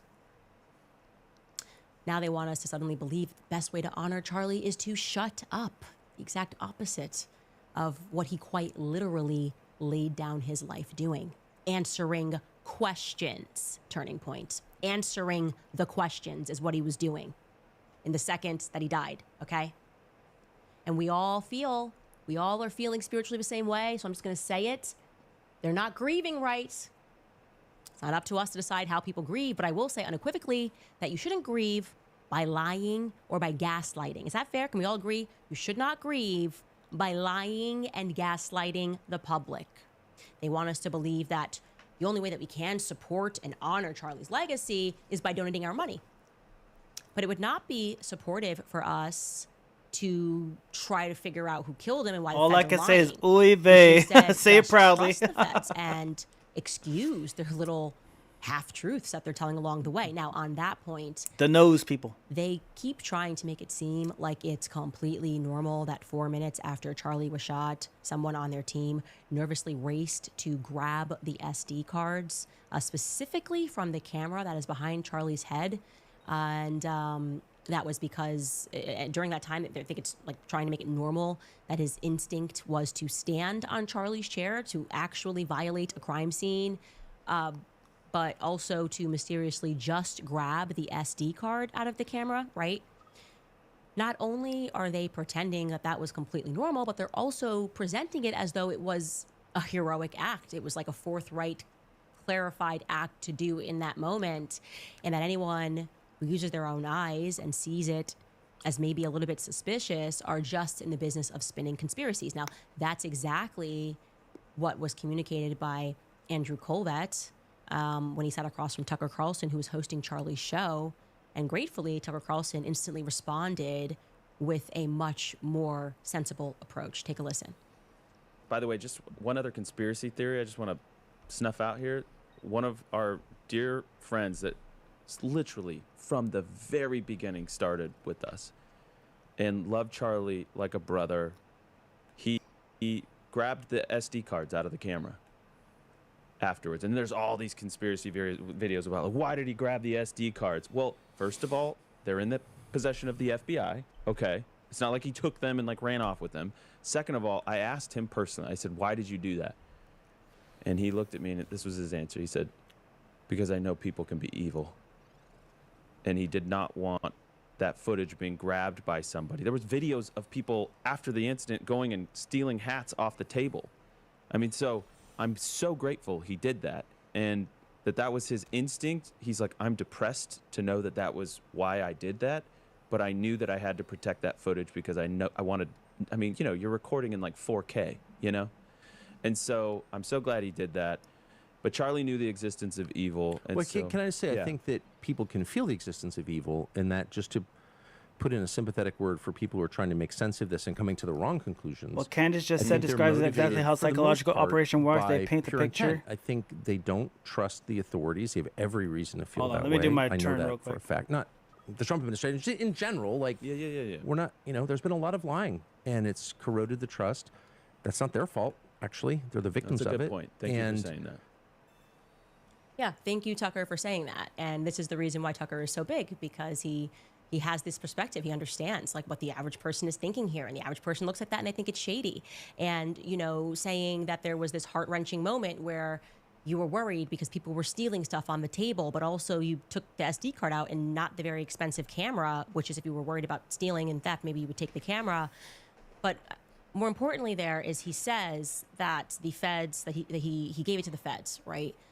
Now, he doesn't insinuate, obviously, they'll paint the picture and express there before anybody can get to the punchline, thereby setting the guidelines. Footage, which means it made it back home, or maybe they had it back home because they were recording it live, whatever it is. It was being live streamed. But what he said actually conflicts with what Tyler Boyer is about to say, what he said over this weekend, okay? Tyler Boyer, like I said, he's a COO of Turning Point Action, and he went on this kind of bender, worst kind of bender, Twitter bender, defending the organization. He thought he was defending them against public sentiments, during which time he refutes what Andrew Colvett is saying about the SD cards.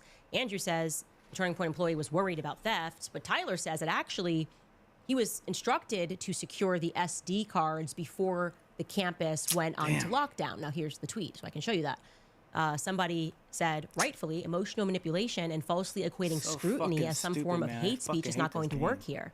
You and Colvett admitted that the staff tampered with cameras and the most crucial video evidence in the largest political assassination in decades, hiding makes him look guilty. And Tyler countered, dude did not tamper with anything. Yes, he did. It's always had crime this scene. Fucking bomb, dude.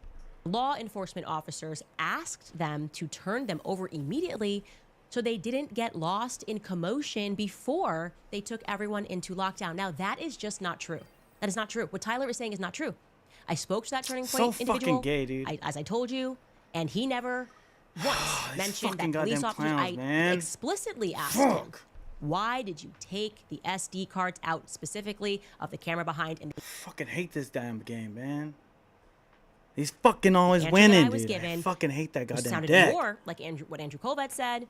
You know, I was emotional and knew that Charlie was dead, and my instinct, he told me, was to make sure that I secured the footage kills the vibe. so that Erica would not have to see it again. Like, he didn't want Erica to have to see it and have to relive it. That is what he said to me on the phone. Nothing about police officers. No one's ever heard police officers ask them to secure the footage before lockdown until Tyler Boyer tweeted this weekend. I don't like it, okay? I just don't like it.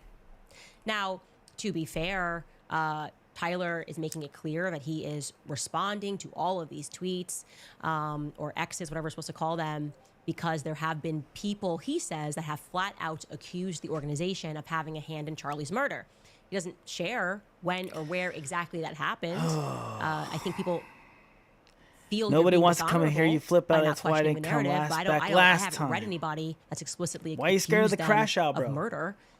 In fact, everybody likes good little crash out here all and there. Seem to be pretty fair, in my opinion. You know. Now, regarding the missing campus footage, there is a user that begged Tyler to file an FOIA request, and that user wrote this. please, I beg you, focus on getting the security footage of the sequence pre-jump off the Losi building where we can see Robinson in shot position and corroborate the story. Like file an FOIA, get that footage, keep it simple. And he responds and he says, guys, there's camera footage all over that campus that the police have, plus all the cameras that we had. They likely won't release it until the trial. Now, there's just one problem with that narrative, right? If they have all this footage and they're just not releasing it because they just want to, they're just worried about the trial. They want to make sure they win the trial.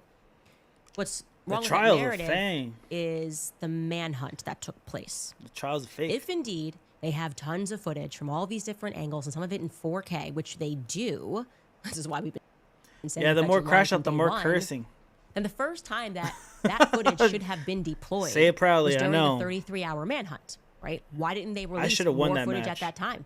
Right? If they were actually interested in catching the killer, why only release a blurry image when there is, as he mentions, footage everywhere, all over that campus, every inch? Are we supposed to honestly believe that at that time their thought process in the middle of a manhunt was, well, let's not release too much except for a blurry image because I know we don't have him, but in case we do have him, when we do get him, we want to make sure that we are able to try him by not releasing footage, which makes no sense, by the way. And I think this is what happens when a company loses their, as South Park ribbed him, master debater, right? What they're saying does not make sense. These people could not win in college campus debates without Charlie, okay? Because the reality is, if releasing footage, okay, if releasing clear footage of what happened on that day means that you are going to lose in court, that it probably signifies that the person that you are trying to bring to court didn't do it. And if they're somehow vindicated by the footage, if you're like, I released the footage of him jumping down on the center and I show him firing the shot, but like that totally vindicates him, then you got the wrong guy, right? Having more footage, examining more footage, and examining more evidence should further incriminate Tyler Robinson. It should also go a very long way in getting people off of these quote-unquote conspiracies. Crazy. Common sense is what I said from the beginning. What is going on? Shit's annoying. I wish that at this tragic time of mourning, she would be the friend to Charlie that he was to her. He would never have treated love.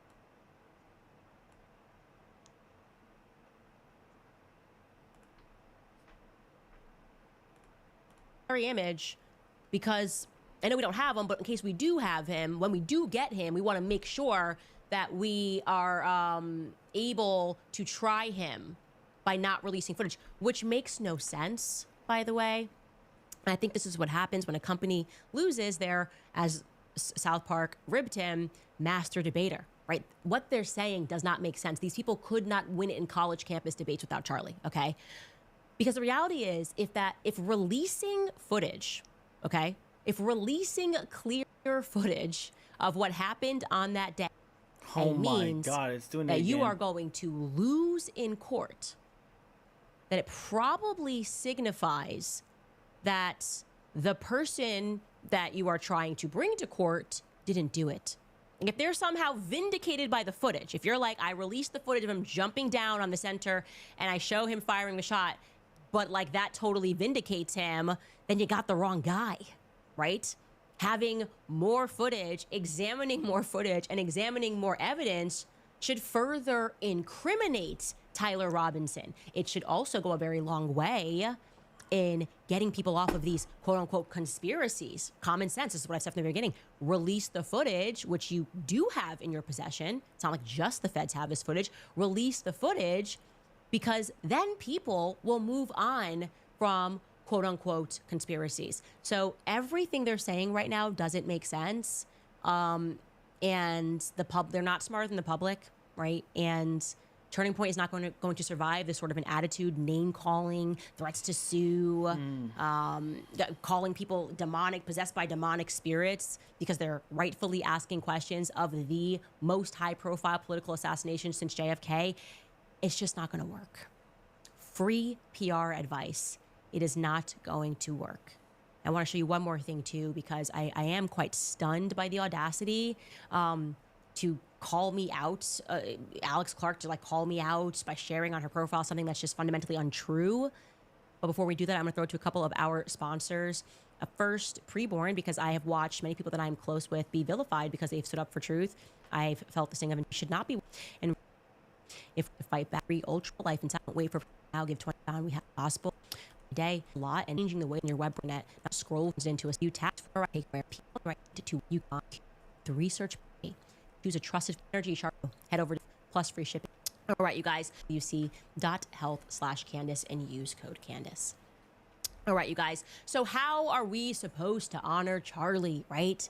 You honor Charlie, of course, by donating to Turning Point USA and shutting up and trusting the feds. Don't question anything because it's just not right or whatever. Yeah, you shouldn't that's even bullshit. Question the things that Charlie was questioning, right? The spin is in. The psyop is right there. Got really annoyed. That's the real psyop. Somebody this fucking tagged me. I don't know Did you what's see going Alex on Clark with this shit. posted and tried to make it seem like I lied about the new Doge department when I literally shared the email from Charlie? They're even using this kind of like, I could call it Christian slop, okay? Christian because slop? Whoa. what they're serving up to you. Oh my God. Well, I if don't you're a know good what's Christian, going on. you shouldn't do this. Like, they're Hold on. kind of saying it's demonic. You're possessed by a demon if you want to pursue truth.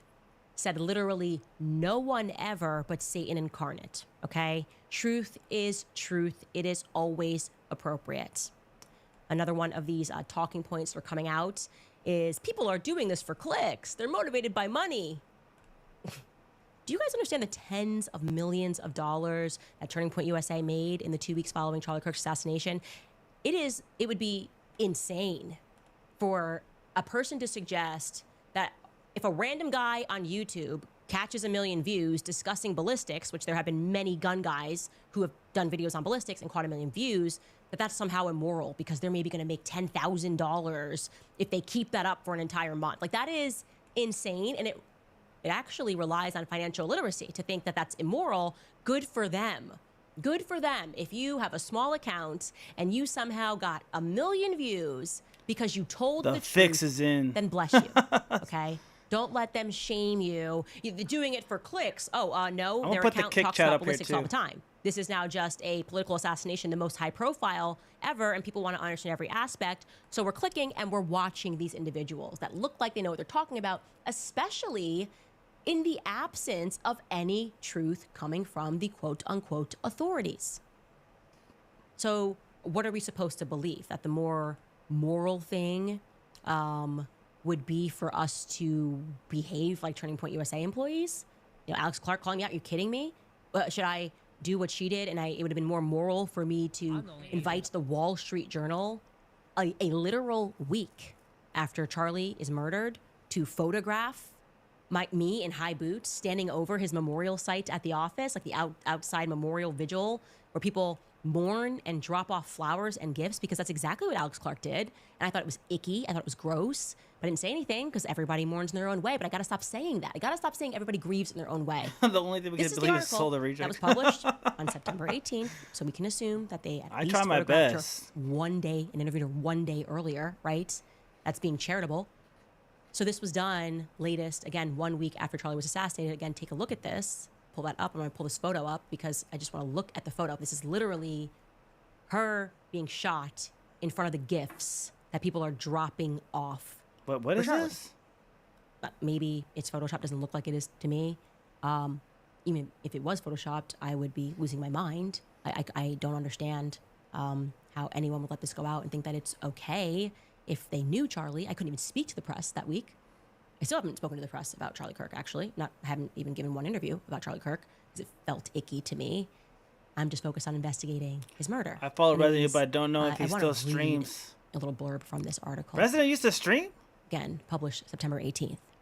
Alex Clark was about to head to the airport I did for not a know work that. trip to celebrate the first anniversary of her podcast when she heard the news. He's just a Her moderator. boss, No, I was Charlie kidding. Kirk, had been shot. She says, quote, the very I remember he first said he was gonna thought start a that YouTube popped or into something like my that. head was, I'm so glad that Charlie knew Jesus. said Clark, 32, who hosts the Maha-friendly podcast Culture Apothecary for Turning Point USA. The second thought was, what will happen now? And the third thought was, thank God Trump is president.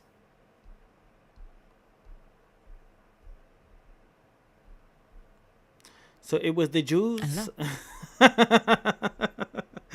Late night. What up, man? You? People around the world didn't even know Charlie. It was the Jews? Third thought, thank God Trump is president. Like MAGA. Did you go MAGA? Did you go like, I'm glad he knows the Lord, and then MAGA? Well, Resident just found out Tucker Carlson's dad's CIA. What, like, does that feel okay at all? Goes on to say she praises the FBI director Kash Patel and his deputy Dan Bongino for their leadership in the hunt. Tucker Carlson's dad, yeah. Well, no, What's so he's crazy affiliate. is What the that fuck we is have going them on in in this movie? office because of Charlie, Clark said. Is this a movie? So honor the feds. Right. Quick pick outside, and also MAGA hard. That is like, I'm sorry, I get it. Everybody grieves differently, okay? But not that way. The last thought that I had as I spent days crying. It's a shitty movie. Had difficulty physically pulling myself out of bed. Felt like I was being a bad mother. Was, man. Hey, speaking of movie, did you guys hear about this like movie with Nicolas Cage, and he's protecting like this like, I guess some politician.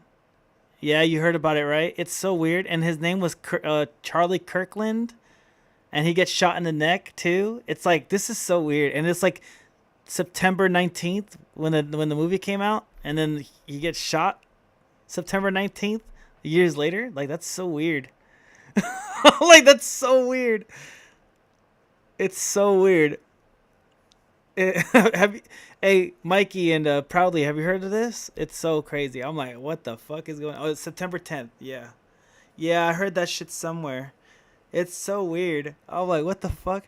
There's a sign in the movie that shows September 10th where he gets assassinated. What the fuck, dude? What is this movie? Yo, crazy. I want to show you something that gives you a bit of insight how psychological operation works. All right. Is this the YouTube click you're talking about? Hey, what's up, Anna Brooks? How we doing today? Anna Brooks 18. You want to do it after the Candace Owens thing, Resident, or you want to do it right now before? What'd you want to do? I am fine. Hell yeah. That's what's up. Shout out to Anna Brooks and the Kick. Yo, there's a lot more people on Kick Chat. No, this is the original video, the clip with Carlson. Oh, okay. We'll do the original video after the Candace Owens. Do you stream daily? Yes, I do. I try to stream 8 p.m. to 1 a.m. Pacific time, California time, essentially.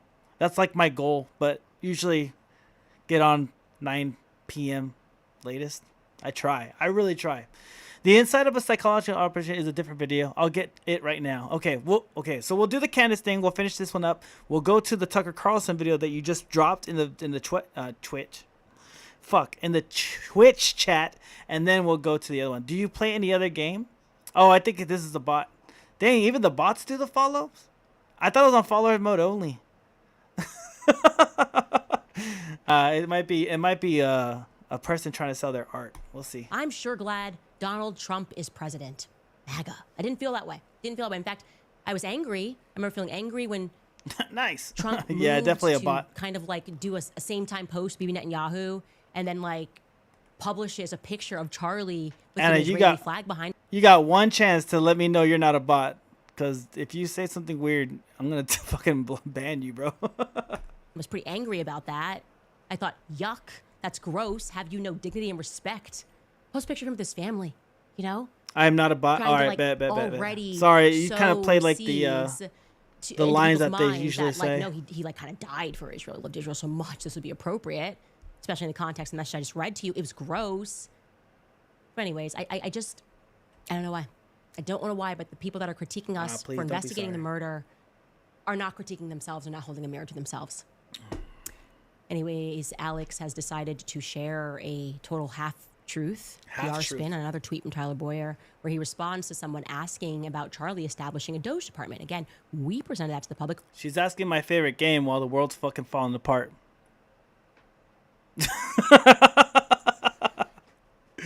She's asking my favorite game while the world is going to shit, guys. No, I'm just kidding. Pokemon Marvel Rivals, Battlefield 6 when it comes out, and playing your moms. We showed the internal email, the internal memo that went out. It was Charlie in his own Bro, words. you were We playing showed the Pokemon whole while the world email. was falling to I shit. didn't Shut read the fuck up. paragraph She when didn't he see announced that part. Justin Strife would be the COO, but we read the entirety. That's a of the psyop Doge right there. department. Completely crash out. And here's what Tyler says about that. He says, And they were valid crash outs. All right. I actually like when gamers crash the fuck out because it shows the passion in their fucking game, the gameplay. All right. That's why I like it. she took a sentence and made something And it's up. entertaining to me. TPUSA doesn't audit every year, always has. Charlie constantly look for ways to make everything we Valid do more crash outs for a efficient. 7-year-old, That's yep. TPUSA. It operates 8 times more effectively than any other similar operation. Who do you think the what did the I audience make up is? when I shared an email and Charlie Just said he wanted to establish a new Doge department? Why would he call it new if he was doing it every year? And wow, what foresight you had as a company that's been around for like 10 years or more, maybe even more 10 years, that you were doing Doge since the beginning? No, you're conflating and it's dishonest. It's dishonest. The audit has F all to do with Doge. The audit is what 501c3s are instructed to do. Audit, get an independent auditor and audit yourselves, or else the IRS will hound you. Now, when you are auditing yourselves, I will guarantee you the Clinton Foundation audited themselves annually. That does not mean that there is not corruption. It does not mean, it means that you're doing things that are above board from a government perspective. It does not mean that within your own organization there is not corruption. That is the reason for a Doge department, at least according to what Elon Musk said. Nobody, when he established Doge with Vivek Ramaswamy, was thinking that he was going in there because he was going to see if there. Whenever I hear Vivek Ramaswamy's name, I think of like shawarma, and I get hungry. Vivek Ramaswamy, I can't even say his name. Ramaswamy. Violating the IRS laws. No, I think he went in there to see wasteful spending and to see where here the we go, money was guys. going, It's where definitely a tax dollars bot. was going. That's the vibe I got. So they're relying on us to be, again, financially illiterate, to not understand how it works. I shared a 501c3 lawyer with them. So I met her in her offices with Charlie, and she explained the reasons why she said that you got to get an independent auditor. I actually think that for organizations of a certain size, you're required by law to do an annual audit if you're 501c3. I think it's state by state that guides that. But to present this like this means we're above board, I have a feeling some people are going to die on that sword, because the reality is that big companies, inevitably, you will find corruption. And I'm hearing some stuff, okay? A lot of contractors, that's something that you can do as just one example. That's completely legal. No, But don't utterly suggest immoral anything. Is if you're outsourcing all of the millions of Not dollars till to the next stream. contractors and you're getting kickbacks. That's just one example. Okay. Oh, here we go. So I take money from donors and then I show that I'm paying out to a contractor who doesn't work for Turning Point USA, but that contractor is then somehow paying me back. That would be something that wouldn't flag the IRS, but then would flag a CEO and a Doge department if they started looking at where the money was spending. I hope that clarifies matters. Now, shifting gears only slightly, I don't often or really ever speak about my faith journey, right? Because I'm still on it. And I don't want to make a mistake or be wrong. And in many ways, I kind of feel like this pressure. That She was kind of like going crazy on like the Protestants. I guess like a viewer asked, like, do you believe Protestants are like the Satanists? And then she's like, yeah, I think they are. Or something like that. Something like that, kind of weird. I'm like, ooh, you're kind of just like learning your faith. And then you're kind of going in on other faiths already. No, I don't want any suggestions. I don't want any good photos or logos or nothing. I don't want to let Catholics down because I don't know. I don't want to see everything. any I examples. prefer the No. people that have been Catholic forever to speak on No things as I'm examples. still a student. But I do want to say that a major clue for me that being non-denominational was no longer working for me happened because of things politically. When I tried to express certain questions about the modern state of Israel and was instead met with what I can only describe as cult-like behavior. You're seeing it right now, right? Judeo-Christian after Judeo-Christian, making videos, Candace. It's like cult-like behavior. You can't leave, right? There's only one way out of here. People quoting scripture to actually fulfill what became quite obvious to me was just their political ends. And yeah, people taking money to do that. keeping it above bar. It's not illegal, but you are taking money. You're taking free trips. So what are your motives here? If you're citing scripture to defend the actions of Bibi Netanyahu, you're a fraud. Of course, you're a fraud. And if you're accepting money to do that in the process, you're worse than a fraud. Anyways, I want to show you guys this clip that someone sent me. This was a sermon which was given by a pastor on September 21st, 2025. Now, it's not necessary to name the Judeo-Christian pastor, right? I'm never trying to put any fire on them because I actually think what they're doing is important. Because I find out about all of these sermons because their congregants are sending them to me, right? They've got the CIA in their own congregation and people are going, and I stopped attending that day because I realized something's not right here. I want you to listen to this pastor's words because you might too feel similarly inspired to recognize that something is wrong. And I want to also be clear here, it's not every pastor. It wouldn't be fair for me to say that. Hey, resident, are you Catholic or Christian, or what are you, or Jewish? What are you, bro? Resident. Just wondering. But pastors that have a very strong political bent, something's not right there, all right? Now, to tee this up, the title of his sermon Christian? is What Has Defiled You? And he has decided for this particular sermon to pull from Paul's letter to the Corinthians, and that specific biblical passage that he cites is chapter 7, verse 1, and it reads, the Bible reads, "Therefore, beloved, since we have these promises, let us cleanse ourselves from everything that defiles body and spirit, perfecting holiness in the fear of God." Now, you don't need to be a priest or a pastor to think right now about what you might perceive is the point of that passage. Probably thinking through it. Yeah, yep, it's important. Body, spirit. Probably not what you're thinking right now is that this has something to do with Megyn Kelly. You're probably not thinking Paul wrote this letter to the Corinthians because there's a point that he wants to prove about Megyn Kelly. But he's going to get there. That's how this pastor's going to get there. He's going to explain that. Take a listen. Why am I bringing this up? Because I was watching an interview with Tucker Carlson and Megyn Kelly, and this is what they said. Everyone under 30 in America is against Israel. The older generation's not, because we've seen the Six-Day War in 1967. There wasn't a narrative that was so prevalent right now with foolish people that are so deceived, like a Candace Owens and like a Nick Fuentes. Shit. Young people are eating that up, and they're changing their philosophy on what these people say that do not base your ideology unless somebody has a Bible open. That is where your ideology comes from. Like that tree-hugging hippie mom that I'm trying to save her kids from being bitten by a rattlesnake and dying, and she's all worried about some habitat when she knows this she's guy's not crashing. welcoming in rattlesnakes in her home. That guy's crashing the fuck And out. our ideologies, when we really, really think about them, they've been formed by a society that She's doing is not the basing eyes. Look at her everything eyes. They believe out of the Word of God. And I challenge you today, if I've said anything that you don't think is right, bring your Bible and show me. Because if I'm wrong, I want to know. Challenge accepted. I saw she had 2 followers, but that doesn't mean shit. Far be it from me. Yeah, she's I'm not a weird. seminarian. I had to time her really out. don't She was think crashing out in my that fucking is chat. what Paul. I don't think it was about Nick Fuentes. Call me crazy. I'm pretty sure it's a I know bot you guys though. do. I'm gonna Sundays, but ban it. I don't think it was about Nick Fuentes. If she Candace says more Owens stupid shit after the 5 and minutes, I'm gonna ban her. Modern created state of Israel. Again, I could be wrong.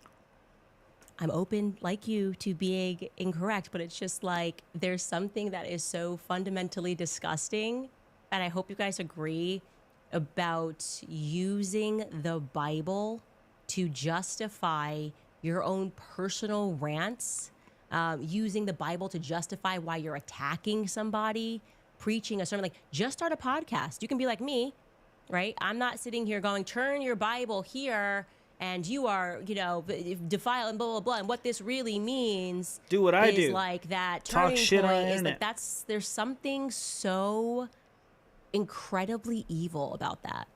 Damn, she's calling him evil. Yo, she's starting beef at his fucking church. Hell yeah, that shit's funny. You need to go to the Lord and say, what has defiled me? Hopefully, some of you that have been defiled with the nation of Israel because you've been in an echo chamber of Nick Fuentes and Candace Owens. That defilement. This guy's a shill. This guy's a shill.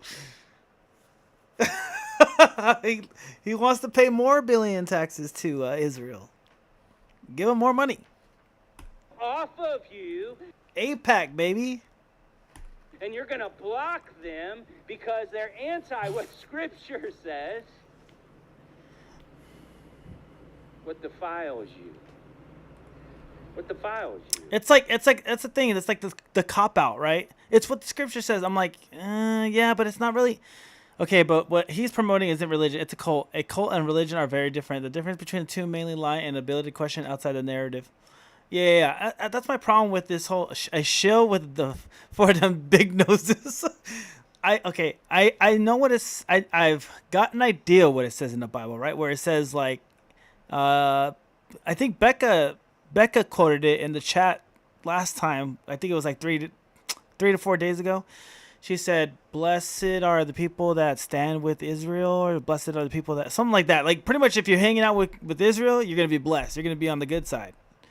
But it's like when he's saying that, I don't think he's in the Bible. I mean, when it says that in the Bible, I don't think they're talking about the fucking governments. I think it's talking about just the people in general, like the people, not the elites that are the Mossad and the CIA and the intelligence factors. I don't think they're talking about that in the Bible.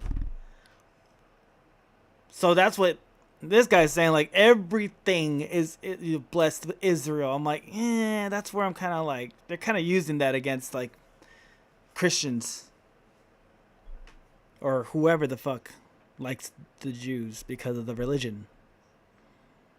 And I don't like that.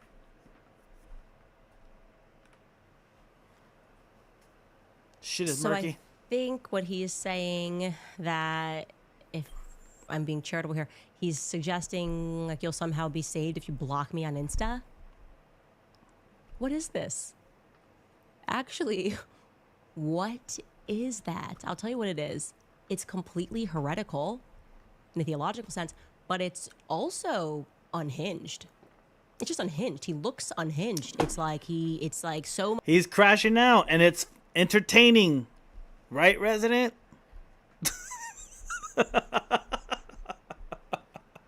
People like crash outs. Much relies on him getting this point across, so he just like opens his Bible, points to a verse, and just throws back it up on and says whatever Pokemon. he wants to. He's basically me on like AIM when I was in the 8th grade, picking out quotes from like, whatever those quote websites are and just like throwing it on my away message.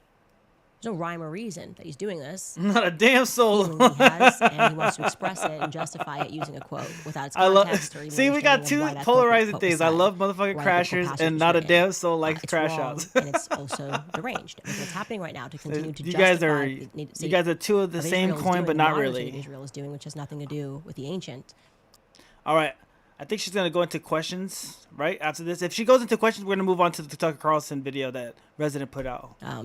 Israel, the biblical Israel, they are now trying to censor us, trying to control our speech. Yep. They are murdering children. Yep. And so the more that you defend this and that you pretend that this is what God wants, the more that you will expose yourself, right? The more Yep. that you expose yourself. Even this headline is crazy. This came out that like their TikTok, which we covered this Juice before, box emoji the banned. moderation Yeah, that's team, weird, right? Like IDF soldiers and Bibi Netanyahu saying we're taking over TikTok. Like, my agents are going to get that in a purchase. That's what needs to happen so that we can win. Announcing essentially psychological warfare on the American people because they don't think we can think for ourselves and decide who we want to follow on X all by ourselves. Apparently, they're going to ban the juice box emoji. Right. Because they can't talk about the modern state of Israel, have been using like the apple juice because juice can sound like Jews. And so they're now moderating that. And I will say this, that's going to be funny because it's going to be a game like Whack-A-Mole. And all we can do is laugh at it because these people are savvy. These TikTokers are like, they're pretty savvy on the internet. They're going to be, someone's going to be announcing, like, let's use this emoji instead. From now on, this represents the modern state of Israel. And before you know it, there's going to be no emojis that are allowed on TikTok. So when you watch this video, consider what they did with Charlie Kirkland do right now movie. Is every time you want to talk about Israel, that Charlie Kirkland on movie. TikTok, use the term TikTok, and see if TikTok will ban TikTok from TikTok. That's how we win. Like, if that happens, we win. Okay, we get to laugh forever that we made TikTok ban TikTok, because TikTok is actually code for Israel. The modern state of TikTok. That's hilarious. That's what I want you guys to do, because that would just be Oh funny. my And we God. Yo, Candace Owens is playing chess, not checkers over here. To actually name the Jews TikTok. Name the Jews TikTok so they can't ban TikTok, or if they ban TikTok, that's crazy. Have fun. That's It's hilarious. getting so crazy. We have to actually have fun and continue to smile and laugh and to be happy warriors for truth. So the Reject will never be silenced. Well, I will be if they give me money. I'm not gonna fucking lie. And we're gonna just be doing video games I'm gonna be doing video games more often, especially when Battlefield 6 comes out. But if they pay me enough, bro, I'm fucking shutting the fuck up. Because Charlie I don't was give a believed in being a fuck. happy warrior. That is just a I'll be fact. like, yeah, Anyway, I knew it was let's, you guys. Let me read But some more I'll of take the our paycheck. sponsors for today before I get into some of your comments. First All right, she's gonna move on to comments and questions. Do you want me to do this first? They control the narrative, but they have to be embedded the idea so deep in fiction to claim that truth would sound crazy. I want to do the Tucker Carlson video because I really want to see that video. Loke, I said I can. I said Soul can be bought. Oh yeah. I could definitely be bought, but I won't be. I won't shut the fuck up. I'll be talking in some way about it, you know. All right, here we go. And then, by the way, is this? Oh wait. No, this is the one I sent you. Where's the one that you sent? Hold on. Where's it at? 48, 43. All right, 48, 43.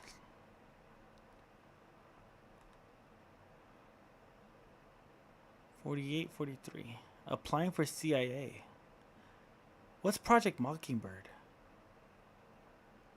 I want to hear Project Mockingbird 2. Let's do Project Mockingbird 2. I just want to hear it. You know, big radio broadcaster. It was really an instrument of the intel agencies, which I didn't quite realize at the time. But so he ran that for years. You don't know about Project I've heard of it, but I don't know the exact. Was this Mockingbird by chance? I mean, I don't know. If you want to give me a brief summary while he's explaining it too. You know, I don't know. It's, you know, big radio broadcast. This is in the Reagan administration of America. It's what they use the media for. It's like when they replicate the exact thing. Oh yeah. This was. Oh yeah, it's like when the left-leaning news say like the same thing in 20 different outlets, and they're all saying the same thing, and then like people on Twitter like tether them together so they're all saying the same thing. It's so crazy when that shit. Dude, I love those clips. This is a danger to our democracy. Danger to our democracy is danger to our democracy. It's like they're all saying the same thing. It's crazy. Our sort of voice to the world. Voice of America was like the big radio broadcaster. It was really an instrument of the intel agencies, which I didn't quite realize at the time. I have another one like that. Oh, I love those clips. So if you want to send that to me, that's so good. I'm down. Was this Mockingbird by chance? I mean, I don't know. It's what's so funny is you don't get things as a child, and I Hold on. revered and respect. Hold on. Let's look at something that's weird. Why all of a sudden did I get this little ad? You're not alone. 988 suicide crisis lifeline. A free consultation hours. Why did I get that all of a sudden? Why did I get the Target ad? Why am I getting suicide ads, bro? Why am I getting these ads? All so weird. That's fucking crazy because I got that on ChatGPT when they're trying to look up more. Like, I literally just got that. Yo, you got that too? Yo, motherfucker, did you get one? Hey, motherfucker, say a pod. Did you get a suicide ad right now? Who else is on here? Connie? No, Late Night Mike? Late Night Mike, did you get a suicide ad? Hey, say it proudly. Did you get one? Is he still in the kick chat? Oh, the motherfucker left. I'll wait.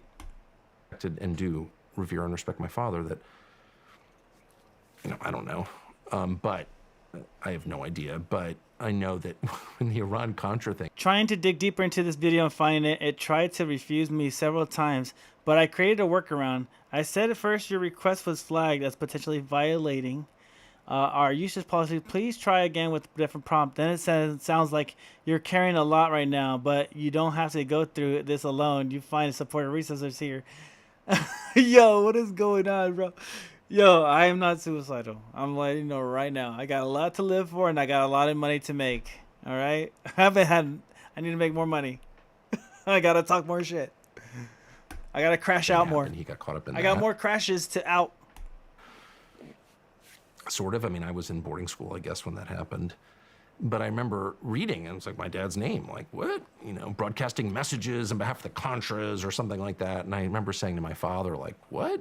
And he's like, oh, it's all bullshit. Probably not all bullshit. Whatever.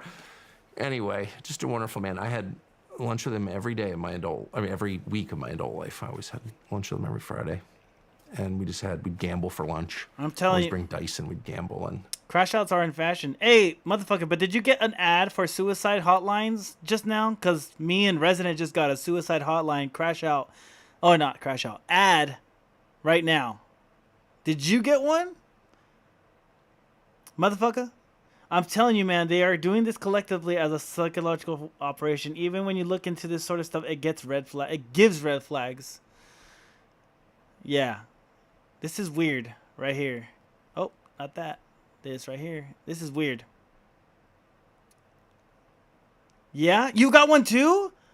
Whoa. This is weird, guys. Yo, motherfuckers just got to add 2 for suicide hotline. They're onto us, bro. The IDF is onto us. Yo. Israel, I'm sorry, bro. I'm sorry. They're watching. They're definitely watching me. My bad, y'all. Hey, I just need the check. Just cut me the check. Just cut me the check. And we'll move on. We'll shut the fuck up. I will shut the fuck up. All right. Ate at the same place, same table for decades. And just a great guy. Very earthy. It was because of my big nose comment. Who is this we? Residents. Hey, I don't know. I don't hold affiliation with Resident. I don't know who he is. I see. Now our allegiances are being put in the sand. They're being drawn out. Who's who? Who stands for what? How much money? Who's getting what? We're gonna find out tonight on today's stream. It was because of my big nose comment. Yeah, definitely that. It's because you said the juice box emoji. Don't trust him. He's a double agent of Israel. Yo, wait. You're saying motherfucker's a double agent of Israel? Yo, whoa. Hey, yo, motherfucker, are you Jewish? I just want to know for no reason. I just want to know. Are you? Because me and Resident are Christian. No, I'm saying you are, to not trust you about not talking about for pay. Oh, I'm being real about it though. I'm saying my shit. I'm not even being a double agent about it. I'm just being real. Give me my fucking money, or I'm still talking shit. That's it. Give me my motherfucking money. Uh-huh. Oy vey, what an insult. It's not that bad. I know some Jewish people that are like, nudge, wink, wink. Yeah, it's like, dude, they're cool. And the ladies got big booties. So I'm like, psh, I was dating back in the day. Even the smaller ones, even the smaller, they had back, bro. I was like, damn. No wonder y'all live for so long. People wanted to smash. The one story that's sort of, not to go on about it, I've often thought about writing a book about it because it was so unusual. But then I was like, I don't want to do that because it's too personal. But this was my father. Don't be a seller just for some big booties. Short story. You're talking about me. Of course I'm going to do that. He had been snoring. My stepmom said, "You're snoring." My father. A little bit of money, a little bit of some booty, and some drugs. Come on now. I'm a simple man. I'm not the most, I don't know what you say. But yeah, I'm not that kind of guy. I'm very simple. A big man, you know, prone to overeating, just like me. And he was snoring really bad. And she's finally like, you got to go to there's something going on with your snoring. Sleep and apnea. He hates going to the doctor. Yeah, sleep He's apnea. like, the only one of his friends still alive. He never went to the doctor. Smoked unfiltered cigarettes his whole life. He was like, he's fine, I'm fine. You know, he's that guy. So he finally goes to the doctor, and the doctor looks down his throat and goes, holy shit, and gives him an emergency tracheotomy in the examining room because he had such a huge tumor in his throat. And he was such a heavy smoker, they're like, you got throat cancer. Well, it turned out to be tuberculosis that he caught in China, but they didn't know that at the time. So I get a call at school, your father has throat cancer, you know, and he's in surgery. So I'm in school, I was in college, I was in Connecticut. I fly down to Washington, I get to the hospital, just as my father's getting out of the recovery room. Damn. My stepmom's there, was really the kindest person I've ever met, and really a great person. He really loved her. And so he's getting wheeled out, and he's in this gurney, and he's got, of course, so he can't talk. He's got a hole in his throat. He's recovering from surgery, and my brother and I are there, like, you know, trying to keep from, you know, crying in front of my dad, but like, our dad's dying. You know, he's got throat cancer. Holy shit. It was out of nowhere. And he sees us, and he, you know, he's like, hey, guys, you know, like, we can't talk. Hey, guys. And he looks down, and he sees his wife. And he sees her. I'm watching his face. He sees her butt, and he just reaches out and grabs her butt.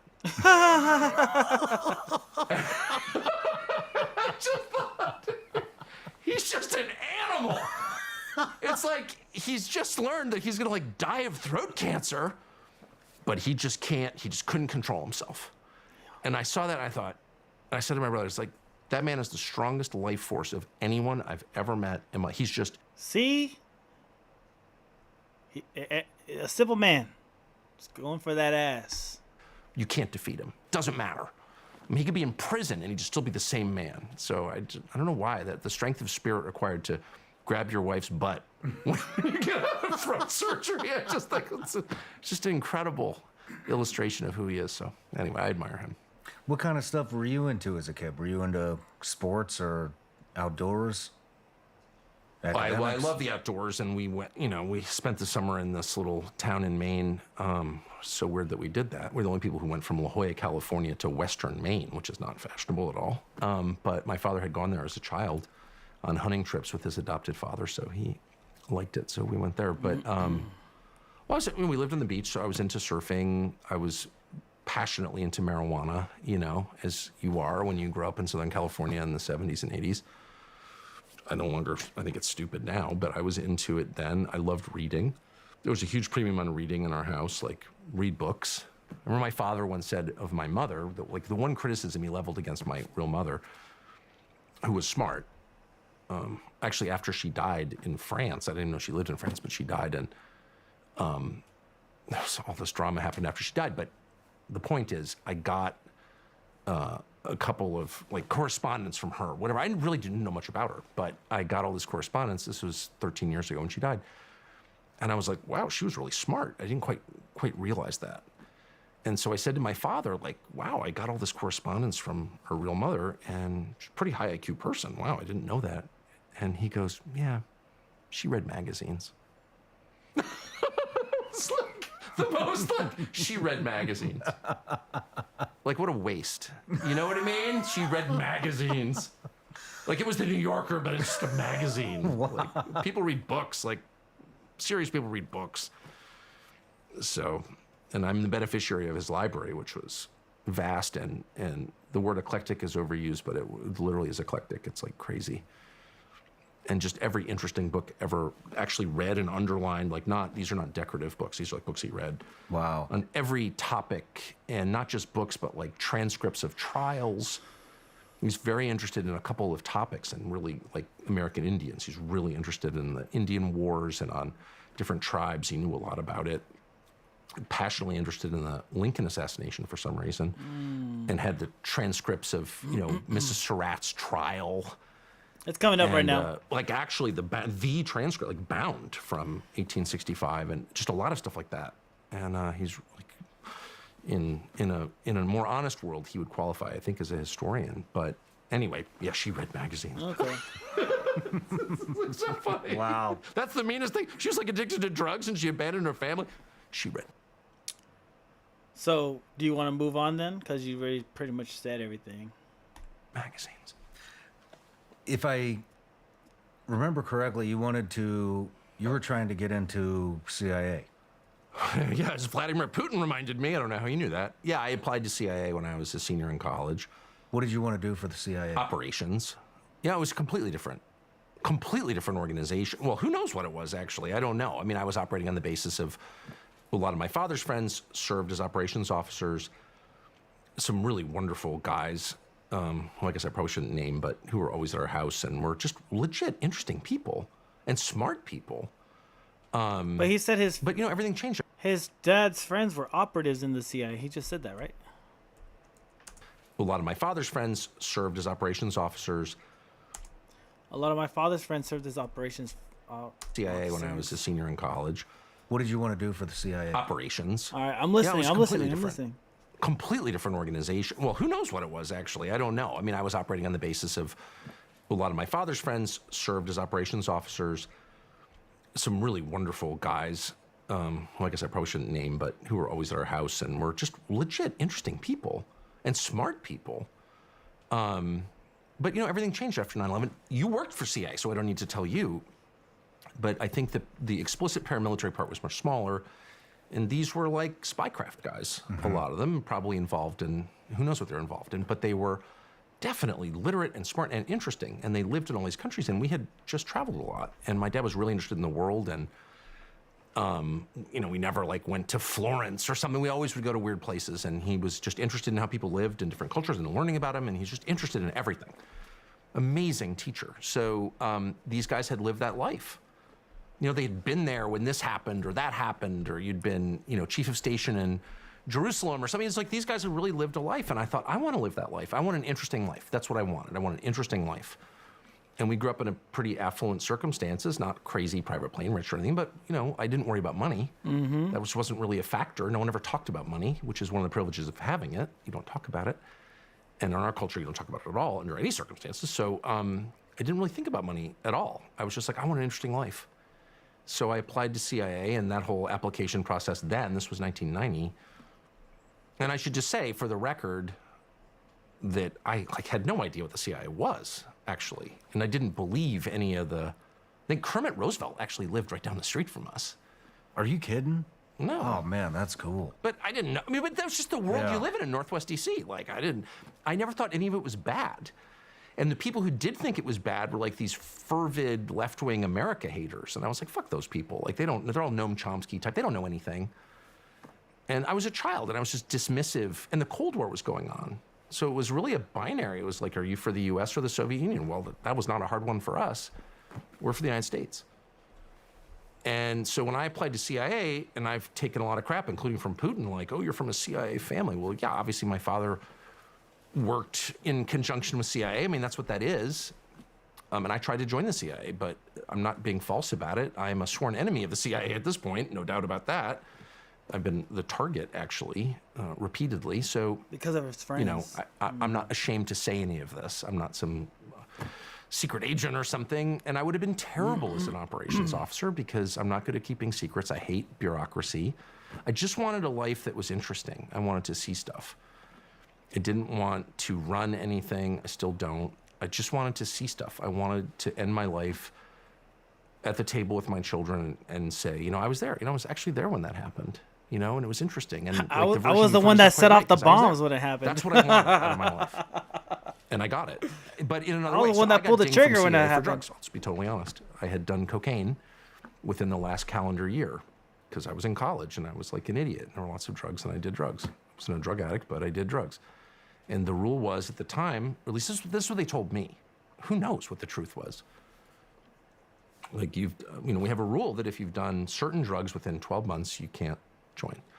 I personally think that the personality assessment tests I took, a lot of them, I'm sure you've taken these, with like 1,000 questions, and you have to answer true or false. Do you remember that? You got to think about fuzzy bunnies to pass that. So funny. I'll never forget this going home. They would literally tell us that, guys, just think about fuzzy bunnies when they're taking this test. Fuzzy tests are insane. And I took mine at like Georgetown or GW University auditorium with all these. Most of them are military guys actually trying to move over into operations at CIA, and they told us they sent me. Yeah. Someone once told me when I was taking like a personality test for like work or whatever, just answer like a Republican white man. I'm like, oh, okay. It just made sense. I'm like, oh, that's what they're asking. That makes total sense. A letter, so bring a number 1 pencil. just answer the questions like a Republican white man. That shit is funny, dude. I was like, I'll never forget that. And ever since then, I've been getting whatever. the personality test right. That shit's so funny. Which was a mindfuck, but I didn't realize that. So I say to my father, I have to bring a number 1 pencil. He's like, well, you better go to the stationery store. We lived in Georgetown, on Wisconsin Avenue, and see if there's a guy walking there. I was like, I'd like a number 1 pencil, please. And I'm like, there is no such thing as a number 1 pencil. So I go home and I say to my father, I'm like, I couldn't get a number 1 pencil. And he's like, well, just try it with the number 2 pencil. So I show up and we sit down in this giant auditorium to take all these tests, and like all the military guys, they're so like, gotta follow the rules. Oh, excuse me, sir, I couldn't find a number 1 pencil, and everyone's like, I couldn't either, And I'll never forget the CIA guy administering the test is like, you couldn't find a number 1 pencil? Okay, well then I guess a number 2 will do.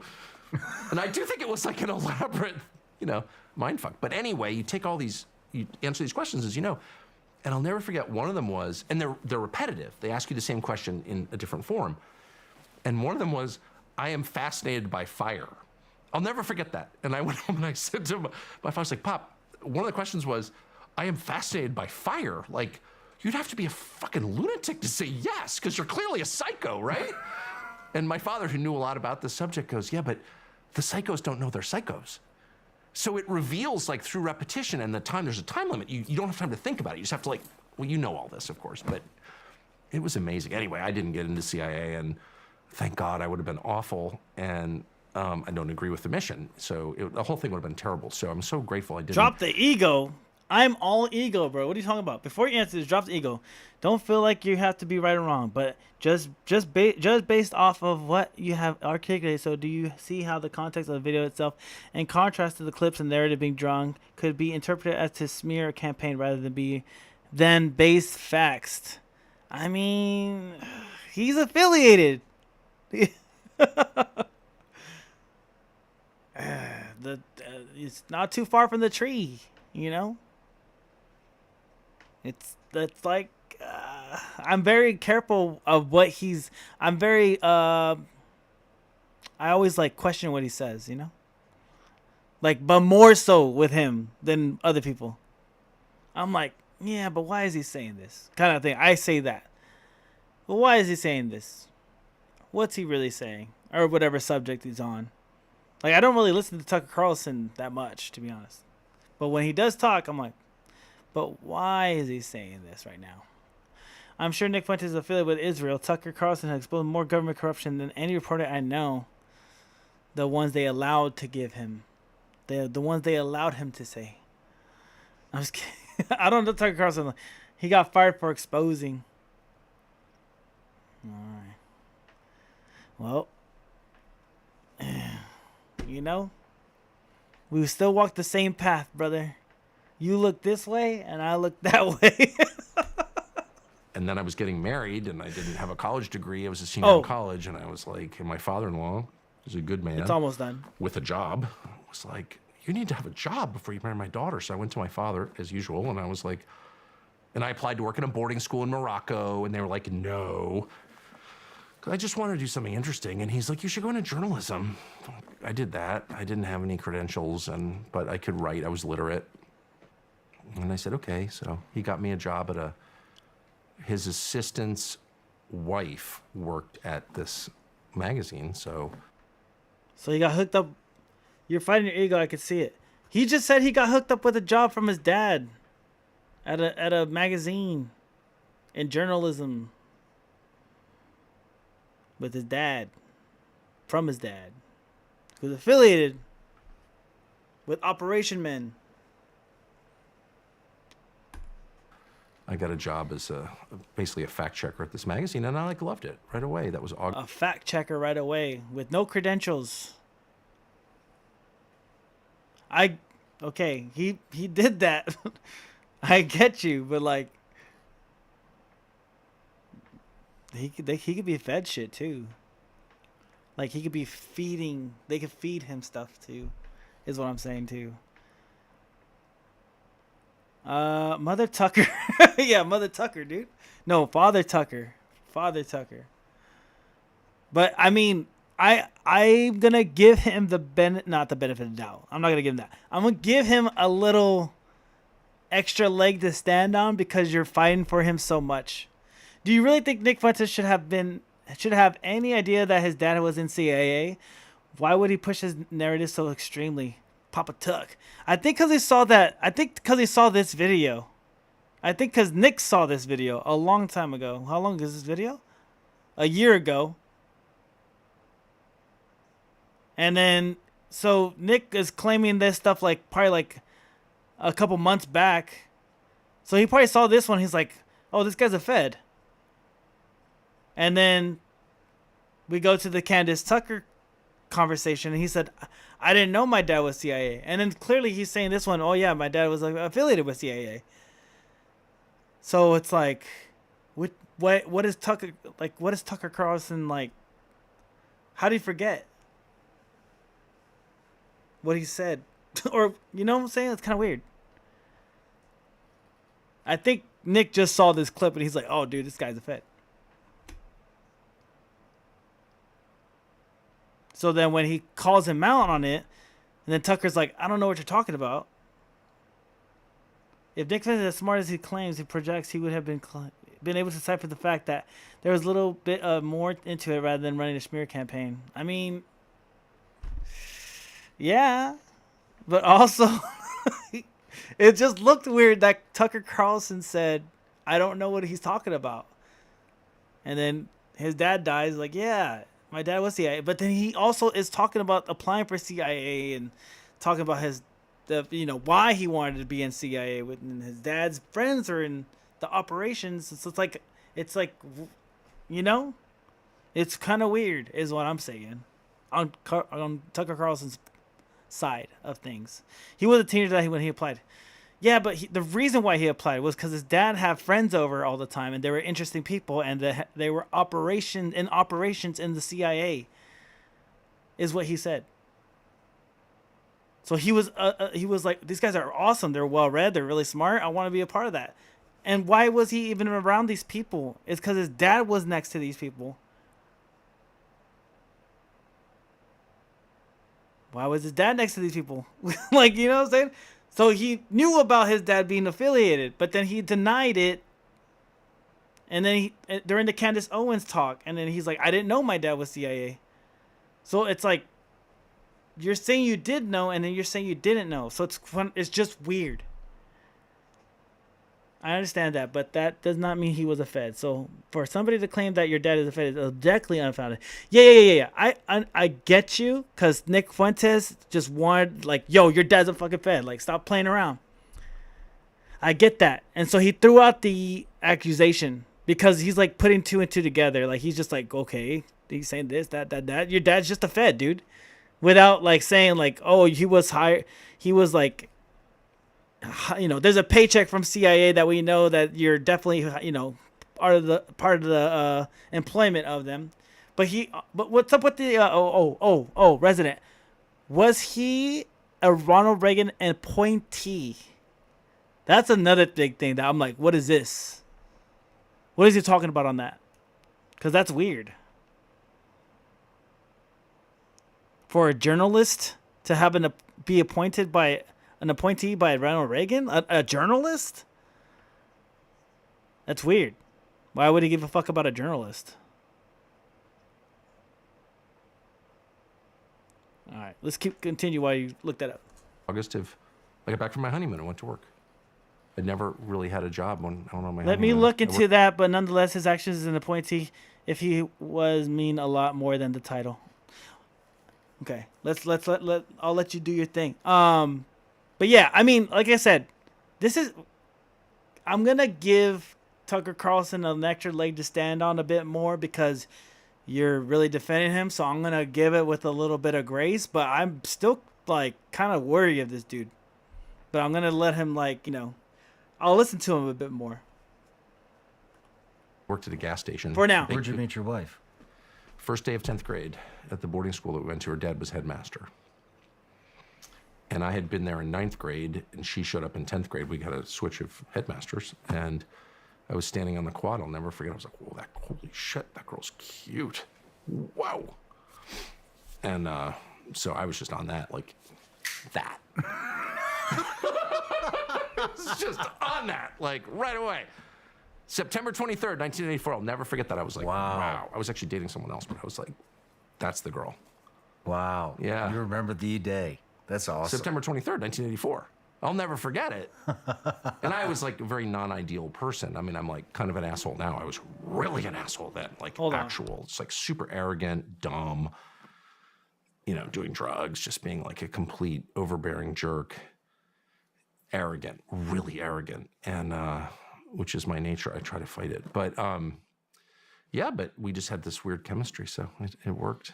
What, you mentioned you were into drugs. You're 22 years sober. Congratulations. Yeah. What was it that got you sober? Was it a scare? Did you hit rock bottom?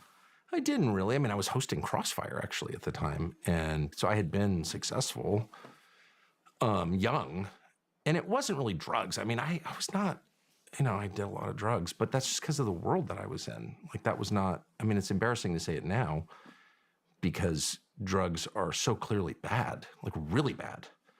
And all these people now die of drugs. And that was not the case when I was a kid. Like drug addicts died of drugs. I'll be right back. I'm going to go downstairs real quick. Like no one you'd ever know would ever die of drugs. At this point, I know a lot of people who died of drugs. So it's a different landscape. It's a different attitude now. So it's embarrassing to say that. But I was not a drug addict. I just was like into adventure and experimenting with stuff. And the world I was in, that was pretty much acceptable. I hate to say it, but it was true. That's just true. So same with cigarette smoke. Cigarette smoking was encouraged. So it was a different time. But it wasn't the drugs. It was that, though, like some drugs really wear you out, like cocaine. Not good. And hard to live a productive life if you're like going to bed at 7 a.m. or whatever, which I didn't do a ton, but some. But it was booze. That is what got me. And it was just, just progressive. I was 33. And my wife was pregnant with our 4th child. And I was fairly functional. I mean, I did a daily TV show and was fairly well known, kind of famous actually at that point. And so, kind of killing it. But I do think the physiology of it, which I don't understand really, but if that's real, like your body responds to alcohol differently as you age. And I would start to get these hangovers that were debilitating. And then I'm busy. I've got a lot of children. I've got stuff to do. And I would just like not hesitate to have a cocktail or 3 a.m. I just wouldn't. I'm just like a no dicking around kind of guy, I guess. And I don't feel good. So like, well, there's a screwdriver for that. And that's a very bad pattern to get into, obviously. So, but anyway, I quit when I was sitting at my desk on Sunday morning. And at this point, we had gotten an ice maker in our refrigerator, which we'd never had. And if you're struggling with drinking, don't get an ice maker because it's just too easy. Like where you go and you click the yeah. And we don't even have one now, actually. I don't know why. We're sort of low tech on kitchen equipment, but whatever. In this one house that we had, we got an ice maker, and I was like, wow, look at that. Clink, clink, clink, clink, clink. And then you could and someone taught me about scotch. I knew nothing about scotch. I was always a bourbon guy or whatever, but I sat and drank a quart of scotch with a friend of mine. He's like, scotch is really good. Just drink a quart of it. So we did. We're up in Maine. It didn't matter. It was in the summertime. But then I got back to Washington in late August or mid-August, and, I have this job. And then I get home from the job. It's like, click, click, well, I'll try some scotch. And the next thing you know, you're like shit-faced at home. And part of me was like, that's not good. And I had a couple of moments where I lost control. One actually at the White House Christmas party in 2001. I got too drunk to talk and stuff like that. It's just embarrassing. But I woke up this one morning.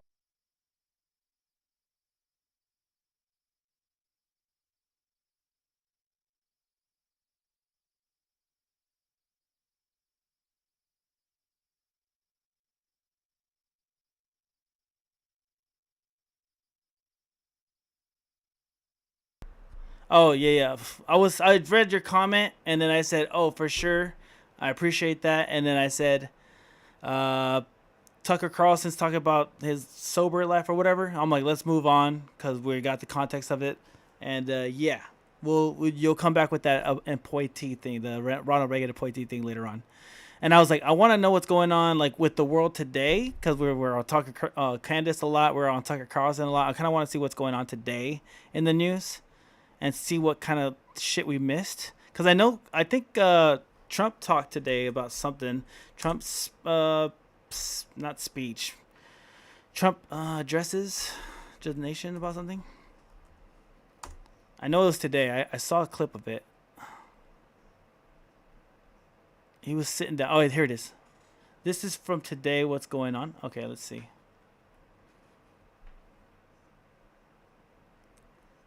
I just found a clip where I was looking for, but we'll look at yours too. Oh yeah, you had another thing. This is how Obama got the world to lie? Lie and have the whole world believe them? Well, let me show you. Russia hacking the election to elect Trump is the end of our democracy. Votes were definitely affected. Russia hacked the election to tilt it to Mr. Trump. The Russians definitively hacked the election. Russia did hack the election. Oh, you're talking about the Mockingbird thing. Yeah, gotcha. Project Mockingbird? Got it. No doubt. The Russians hacked the election. Yes, Russia hacked the election. Fact, Russia hacked the election. President-elect Donald Trump still not sounding convinced that Russia hacked the election. The president does not want to come to terms with the fact that the Russians hacked the election. President Trump says he still wonders if the Russians hacked the election. If you can get him to accept that Russia hacked the election, see if you can get him to accept who won the Civil War. If he admits it, it casts a shadow on his victory over Hillary Clinton. Russia hacked the election. Russia hacked the election. Russia hacked the election. Russia hacked the election. Let's be clear, Russia hacked the election. Definitively, Russia hacked the election, and Russia is doing it again now. Election-related cyber hack. You know what I hear when they say that over and over again? I just hear money being printed into their damn accounts, and I'm like, I get jealous. I get jealous and envious of these people. I'm like, damn, they just have to say 4 words and they get paid, baby. Russia hacked the election. Oh yeah, these guys are offshore billionaires. I'm sure of it. For real, dude. For sure. The Swiss accounts are up, baby. All right. Cyber hacking of U.S. elections. Cyber hacking of the election. Russia was cyber hacking the election. Russia was cyber hacking the election. The CIA, the FBI, NSA. All of these intelligence organizations. 17 intelligence agencies. All conclude that Russia hacked the election. If we find out that Donald Trump, just theoretically, was colluding with Russia while they were hacking the election, that is completely impeachable. This dossier alleged a conspiracy between the Trump campaign and the Russian effort to hack the election. The director of national intelligence. Funny enough, it turns out the election for Biden was rigged. Didn't hear anything about that in the news. I'm like, of course you wouldn't. Intelligence, the head of the National Security Agency, the head of the FBI, all of these intelligence experts saying Russia hacked the hacked the election. What's up? It's just because she's like crying. So I don't want her to like recall. Oh, okay. She's like screaming at people at once. Oh, okay. She's like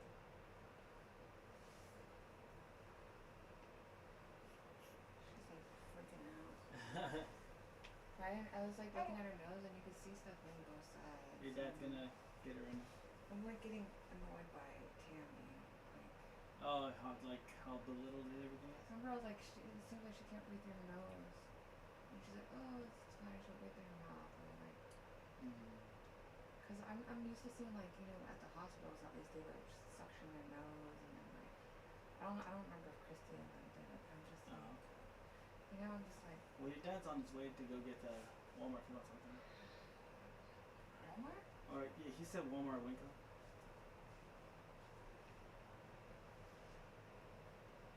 I think the brother went downstairs too. All right. My bad, y'all. Let's go. The FBI, the CIA, the NSA, the former Director of National Intelligence, James Clapper, I mean, they've all said this. So to believe that that's wrong, you have to believe they're all involved in an elaborate conspiracy to get Donald Trump which seems a little far-fetched to me. And now we find out that those were all lies, signed off by Obama. Here's my question. If they can do that, what else can they do? Or what else have they done? You wonder how people like Barack Hussein Obama and Hillary Clinton can lie and have the whole world believe them? Yeah. Well, let me show you. That's that mother bird right there. She's so cute. Your baby? Yeah, my baby. Yeah, she's just chilling right now. She was just crying, but she's a daddy's girl, I guess. So now she's not crying no more. She just handed her over to me. She's like, here, she wants you. I'm like, oh, bet. So, let's see. Let's go. Oh, here it is. This is what I want to watch today. If she starts crying again, I'll just mute it, but I'm still watching it. Making it greater and bigger and more powerful and job producing. It's an economic gold mine, so to speak. And I signed this years ago, and Biden unsigned it for me. This was something that should have been long operating and making billions of dollars for our country and supplying a lot of energy and minerals and everything else that we're talking about. And they undid it and wasted Thanks, a lot guys. of time, I appreciate a lot it. of money, a lot of effort. She's just and now we're starting again, and this time we have plenty has a little of bit time of to get mucus, it so done, we're gonna get her and like it's gonna be done the little properly. I'd booger like to thingy ask your to get him out. Department of Interior head, who has done a fantastic job, Doug Burgum, to say a few words about it, and we'll go to Chris after you and anybody else that wants to say something. And it's a very powerful deal, very, very big deal from the standpoint of minerals and 2 days energy. old. So thank you all for being here. Doug, please go ahead. Well, thank you, President Trump. Yesterday is a historic day. President Trump, as he promised when he was like the running little in the bulb election, thing, you know, to the like where you American like people, squeeze that it he and was it gonna sucks the air out. unlock, Yeah.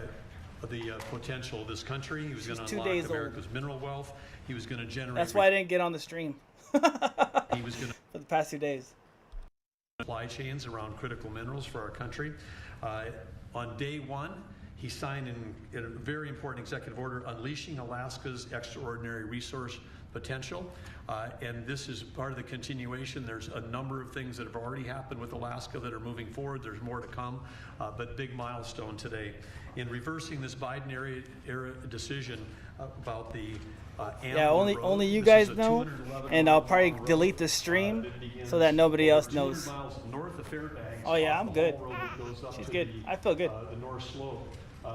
Yeah, but once this stream is done, I'll probably delete it so that nobody knows I got a mining kid. district at the end of that has some of the richest mining Because deposits LA and Hollywood be in weird. all of America and in all of the world. And these are minerals that are absolutely essential to defense, to industry moving forward today. Just take copper alone. This is one of the richest copper locations in the country. And of course, today to build a copper required for that. Even a single family home today may have as much as 400 pounds of copper. Not my first. Not my first. And we have, as a nation, in the past, had basically gotten out of the mineral and energy and mining area. President Trump, when he said drill baby drill, he also was mine baby mine. We've got to get back in the mining business. China controls 85 to 100% of all the mining and refining of the top 20 critical minerals. That's hilarious. And in this mine area up there, we got copper, lead, zinc, gold, silver, gallium, germanium. So rich in all of the minerals that we need to win the AI arms race against China and to prosper as a country.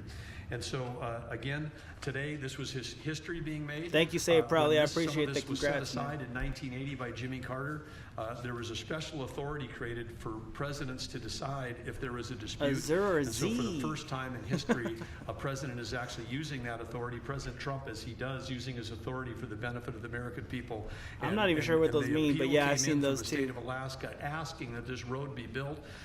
Alaska's not a colony, they're a state. They have an opportunity to build roads like any other state. With this signing, President Trump, Alaska can go ahead and build this road. It'll be a toll road, not a public road. It's a toll road, so it'll be controlled in terms of traffic. It's a gravel road. It'll be sensitive to the environment. There'll be collaboration with the Native Alaskan corporations in terms of how it's built and how it's used, supporting the Alaskan Native tribes with subsistence hunting regulations on either side of this. But this opens up a wealth of resources. In addition, there's going to be an announcement made later today that is part of this announcement that the Department of War in the United States government is making an investment in Trilogy Minerals. They're one of the companies that has mining claims in this area that is a remote wilderness right now. And again, making that investment so we can make sure that we're securing these critical mineral supplies and that ownership in that company will benefit the American people. With that, I'll kick it over to Chris Wright. Thank you, Doug. And what a huge thank you to the President today. This is a tremendous achievement for the people of Alaska. We were in the North Slope of Alaska a few months ago celebrating energy development there. They want jobs and opportunity to develop the resources on their lands. This is another major step forward. We say energy is the lifeblood of society, the circulatory system.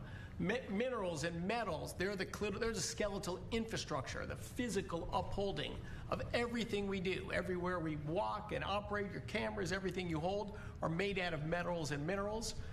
President Biden thought it was appropriate to offshore both of these industries outside of our country. That has not left us in a strong place.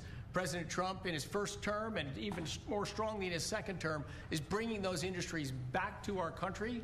America was a mining powerhouse for a long, long time, and our mining industry got squelched. Now we're seeing it come back to life. I've been We saw awake, the bro. I've President's been truth critical not long thinking. ago about a deal for lithium production in Nevada. Just a week or so They don't know ago. what a woman is. This That's will funny. more than tenfold increase American lithium production. And this infrastructure, this mining road in the Ambler Mining District, will just have immense impact on future mining opportunities for our country's security and economic opportunities for the people of Alaska. Our critical minerals and mining expert within the administration is standing right next to me, David Copley. I'll see if he wants to add any words. This is a really So big this is deal for about the American Alaska. mining industry, and I think it shows the president's seriousness about getting this industry going and making sure we have the critical minerals we need for our defense industrial base and for our broader economy. Thank you very much. And I think we want to get this going by a certain time, so I signed it. And Will, I'm going to give it to you, and you get it filed. And good job. It's all about Mother Russia. Thank you very much. That's funny. I just saw that comment. So we created a great deal of wealth for that part of the world and that part of our country by doing this long, very difficult road to build, and we'll be talking about that sometime later. But it's a great deal for our country. It's a great deal for the people of our country and for the taxpayers of our country. And if you have any questions on that, let me know. Wait, you also had something else in the chat with the Google Drive. Hold on, let me double check that. Where was it at? Where is it at? Where is it at? Where is it at? Where is it at?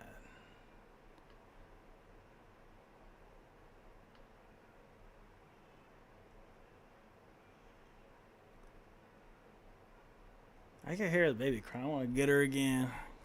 She chills out when she's in my arms. Road to be constructed, and how quickly will it get underway? Well, this road, as I said, industrial road, it'll have ownership. It'll likely be split between the state of Alaska, the federal government, and the Native Alaska corporations.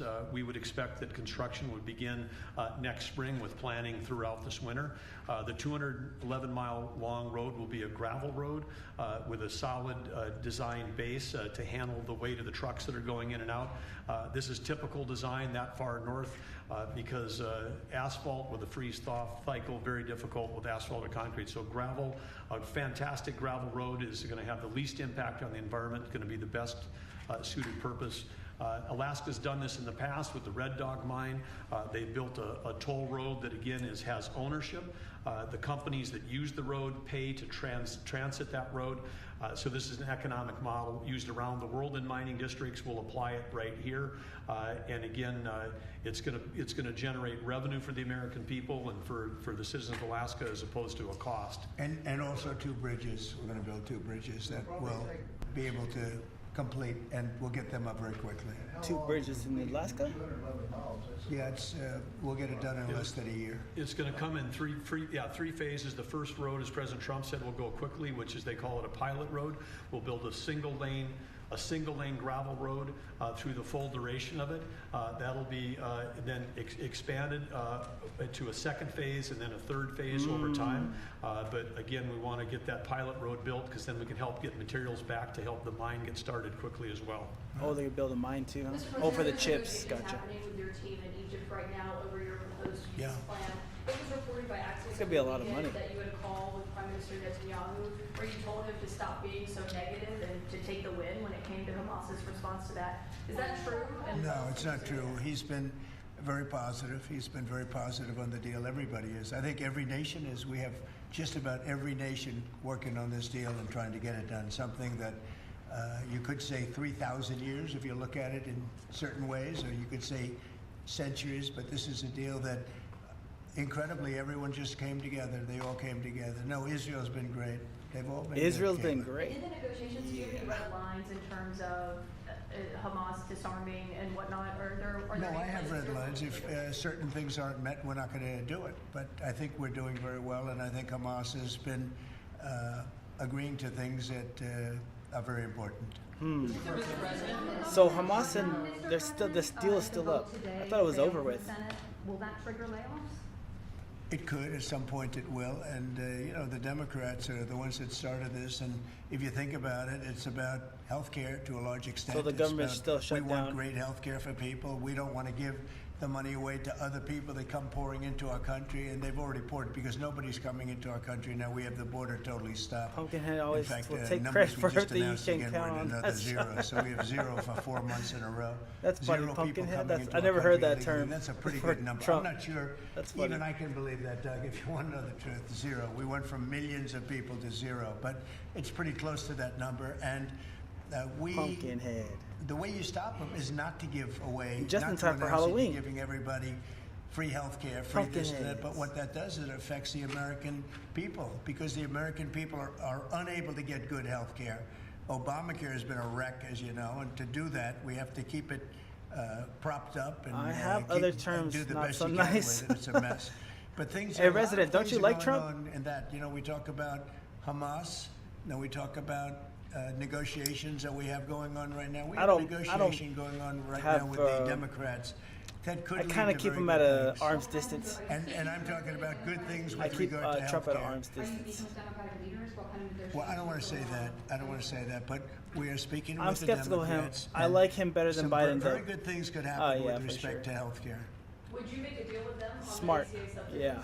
If we made the right deal, I'd make a deal. I have other terms not so I mean, you nice. have right now subsidies. You have subsidies. I That's bet the a lot of problem people with do. Obamacare. The So subsidies far, I've gathered are some information on so Tucker much. Carlson's It's father. billions and billions of dollars is being wasted. Richard And Carlson we could have a was much better journalist. health care than we have right now. Turned US And we're public talking to them. difficult. I mean, I'm not saying that's going to happen Under because this has President also been Reagan going on entered not the for United States 3,000 years, but it's been going on for a long time. But yeah, we're talking to the Democrats. Voice of America during the I'd Cold like to War. see a deal made for great health care. Yeah, I want to see great health. I'm a Cold War Republican, lasted but I want to see 45 health care years. much more so than the Democrats. Generally considered to be from 1947 to 1991. So he's definitely affiliated heavily in the U.S. Of course, Republicans are standing their ground. government. What is your message directly to the American people who may encounter During his some of tenure, this pain and he despair? was How do you during. give them He Well, was up during till the now, there closing hasn't of been a the great Cold deal War, of the pain. 45-year war. There could be a great deal of pain, but up till now, there hasn't been. I will say this, just hang in there because I think a lot of good things are going to happen. That's all I can say. Dang. I mean, I think a lot of good things could happen, and that could also pertain to health care. Mr. President, I've seen a surge in attacks on ICE agents across the country, including the shooting in Dallas. I kind of feel some conviction when Tucker Carlson says that he hates the CIA, Yeah. but I'm like, it's still kind of weird. Saying that some of these attackers are actually organized and they're planning to kill and ambush these officers. Right. But he's talking to a CIA, a Very former severe. We're CIA gonna have very during severe that con- We're podcast. going So to it's find like, out who's how going much do you after our hate them, federal bro? agents. So when you look at Chicago, they've You're had talking to one. probably There's 50 no publication of him murders in the working for last 6 CIA or or 7 FBI. months, 8 Any of months. it's to tie him Many, to many Mark people or shot. MK Ultra. Like 30, 40, 50 people shot. Didn't die, but they've been shot. It's like a war zone. In Chicago? And then I listened to the governor and the mayor get But up in and fact, he say was how somebody who they have it advocated under against it control. and They don't. exposed It's probably worse than almost any city in the world. You could go to Afghanistan. You can go to a lot of different places, and they probably marvel at how much crime we have. Then you go to Memphis, where we are right now. Now, it's just like in Washington, D.C. right now. You people know better than I do, because you have to live right inside. And so many of the press have come to me. They've said, I can't believe it. It's changed so much. We have a safe city in Washington. Memphis will very soon have a safe city.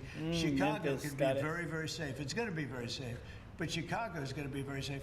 And you say, why is it that a governor wouldn't accept free help from regardless? I mean, whether it's National Guard or the military or anybody. I mean, if women raped and beaten and knocked to hell, and the same with men where they're being shot all over the place in large raped numbers. over there? I mean, we had a week in I thought it was just Chicago where people 11 getting people shot. were murdered and 38 people were shot. Who was getting raped? And then we have a governor get up and say, oh, it's safe, we can handle it. He can't handle it. He's an incompetent guy. That's why they threw him out of the family business. They threw him out. I knew the family business very well. And they threw him out, and now he's a governor. What do you mean? And he should say, advertising the digital IDs we'd that love they're to have a introducing safer in the UK place. is free. Chicago's a great city potentially. You know, I told you, the head of the Union Pacific Railroad said, sir, save Chicago. It's a great city. It's going to be lost if you don't do it. We have no choice but to do this. And I don't when think we have judges those give us rulings digital that, IDs. you know, you don't have to do it. Portland is free. on fire. Yeah, if you Portland's see free, been on it's kind fire of weird. For years. Well, that's the last one And you want to see from the government is free. Not so much saving it. We have to save As you know, something else, now because I free. think that's all insurrection. I really think that's really criminal insurrection. So I appreciate the question. These are unsafe places. We're going to make them safe. So you see what's going on in Memphis. Not pretty, but you know what? We're doing a pretty job, because it's going to be a very safe place in a little while. And the people of Memphis are so happy that we're there. And the people of Chicago. So you have the baby agrees. Black women She's trying with to tell me MAGA something. hats on in Chicago, all over the place. They want the guard to come in, or they don't care who comes in. They just want to be safe. And they really don't care. You know, there was one woman, and she was great today. She said, you know what? I don't care if it's the National Guard, I the trust Army, the the baby Marines, the more Air than the Force. convicted I felon. don't care Yeah. who comes in, as long as For we're sure. safe. And that's the way most of the public feels. We're going to make Chicago really great again. We don't need and we're gonna military stop in the this crime. cities. Then we're going to go to another one, and we're going to go city by city. We're going to have safe cities. And it was so great that we started with our nation's capital, one of the worst. I mean, so many people, every week, somebody was killed. They'd come from Iowa, they'd come from Indiana, they want to see the Jefferson Memorial, the Lincoln Memorial. Hey, resident, do you think there should be military in the cities? Get shot. And you'd call their parents, I'm sorry, but your son is dead. And they go, what do you mean he's dead? Came to Washington, D.C.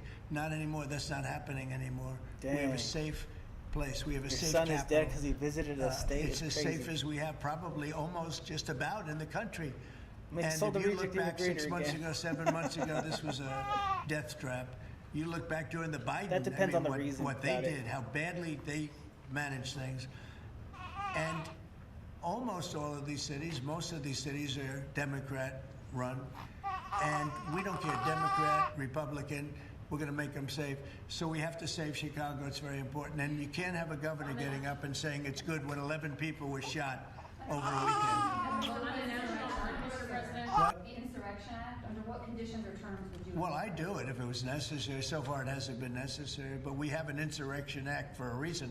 If I had to enact it, I'd do that. If people were being killed and courts were holding us up, or governors or mayors were holding us up, sure, I'd do that. I mean, I want to make sure that people aren't killed. We have to make sure that our cities are safe. And it's turning out, and we started with D.C. It's been so successful. Think of it. People wouldn't go to restaurants. The restaurants were closing. We were losing a lot of restaurants, as you all know. And now restaurants are opening and they're thriving. And I went 2 weeks ago and it was great. I'm going to go again. I felt very safe, very safe. Forgetting about guards and Secret Service, I would have gone. It would have been very safe. D.C. is a great, and look at the cleanliness of D.C. Look at how it's clean. You don't have tents all over the place. We had parks where you couldn't even walk through the park. You had people from tents And they were violent people. Some of these people were violent people. We have a great, safe capital again. And if you look at it in 6 months from now, it'll be the most beautiful anywhere in the world. It's being cleaned. The graffiti's all gone now. The tents are all gone. We have a capital that you can be proud of, but it'll only get better with time. Mr. President. Tomorrow is October 7th, the 2-year anniversary of the original Israeli attack. Do you expect the Gaza deal tomorrow, or is there any sort of hostage? I think we're going to have it soon. I think we're going to have a deal. It's a hard thing for me to say that when for years and years they've been trying to have a deal with Gaza, but literally for centuries. Okay, if you really think about it. But we're going to have a Gaza deal, I'm pretty sure, yeah.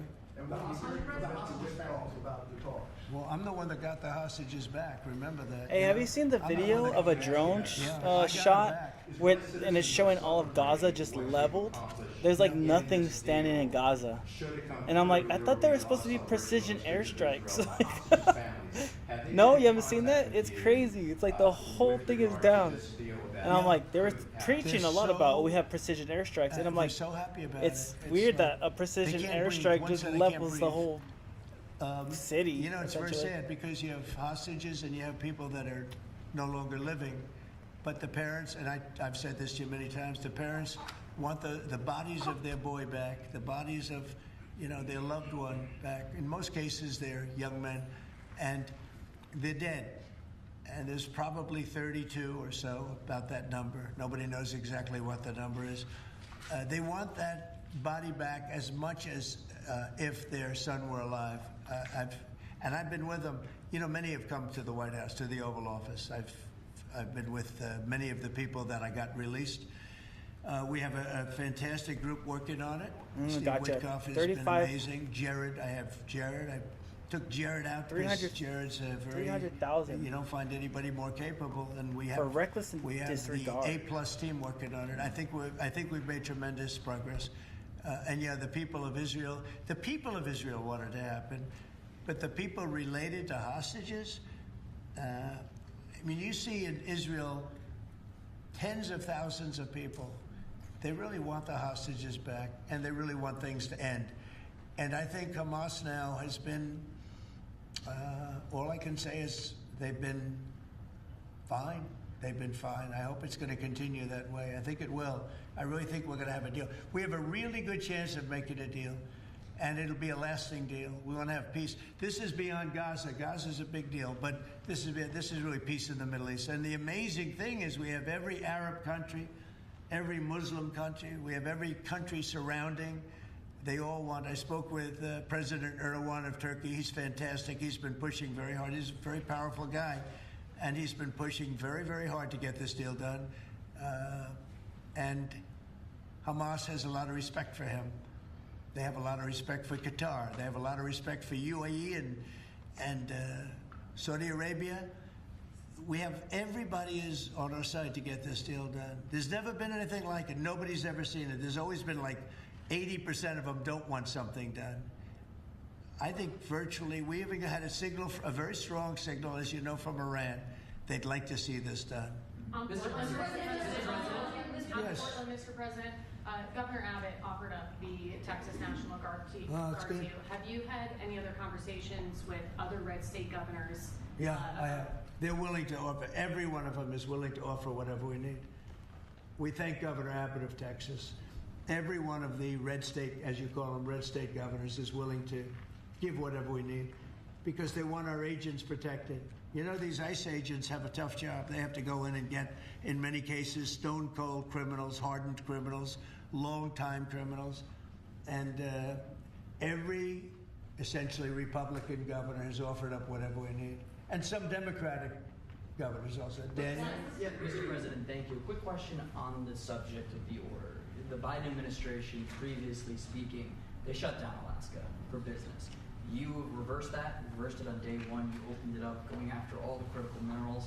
This mission of yours, Secretary Burgum, Secretary Wright, to boost our own independent production of critical minerals, rare earths. It's necessary, Can you just talk about how important that is over the next 4 years, sir? Well, it's very necessary. You know, in the past, we were able to go to other countries, buy whatever we want, but all of a sudden, if those countries are hostile, and by the way, China hasn't been. We've made deals with China. You know, they approved the TikTok deal. Everyone said you'd never get the TikTok deal approved. They approved it, and we have great people buying it. Big, strong American companies are buying it, the most prestigious companies there are, actually, and they're going to make sure everything's good. But President Xi was great. He approved it. So I'm not saying hostile, but it's good to have our own minerals. And, you know, we create a tremendous value by creating a road. We build a road that only we can do because we have the rights to do it, number one, and we have the power to do it. And so we build a road that's over 200 miles long through a very beautiful area of the world. Actually, it's incredible. When you look at it, it's incredible. But a rough area from the standpoint of building. So we get a road done. And with that, we unleash billions and billions of dollars of wealth. It's pretty amazing when you think of it. And it's wealth that we need if we're going to be the #1 country. You know, we're #1 now with AI. You probably read. We're beating everybody with AI at levels that nobody ever thought even possible.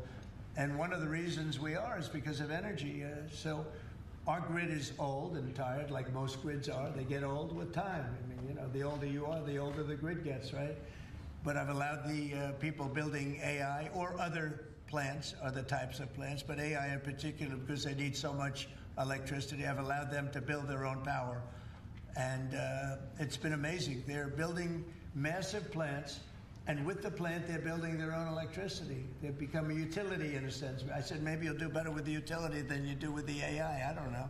But we're letting them build their own electricity. So we don't have to worry about the grid. We don't have to worry about anything. And they're going to build it in such a way that if they have excess capacity, they're going to put it back into the grid.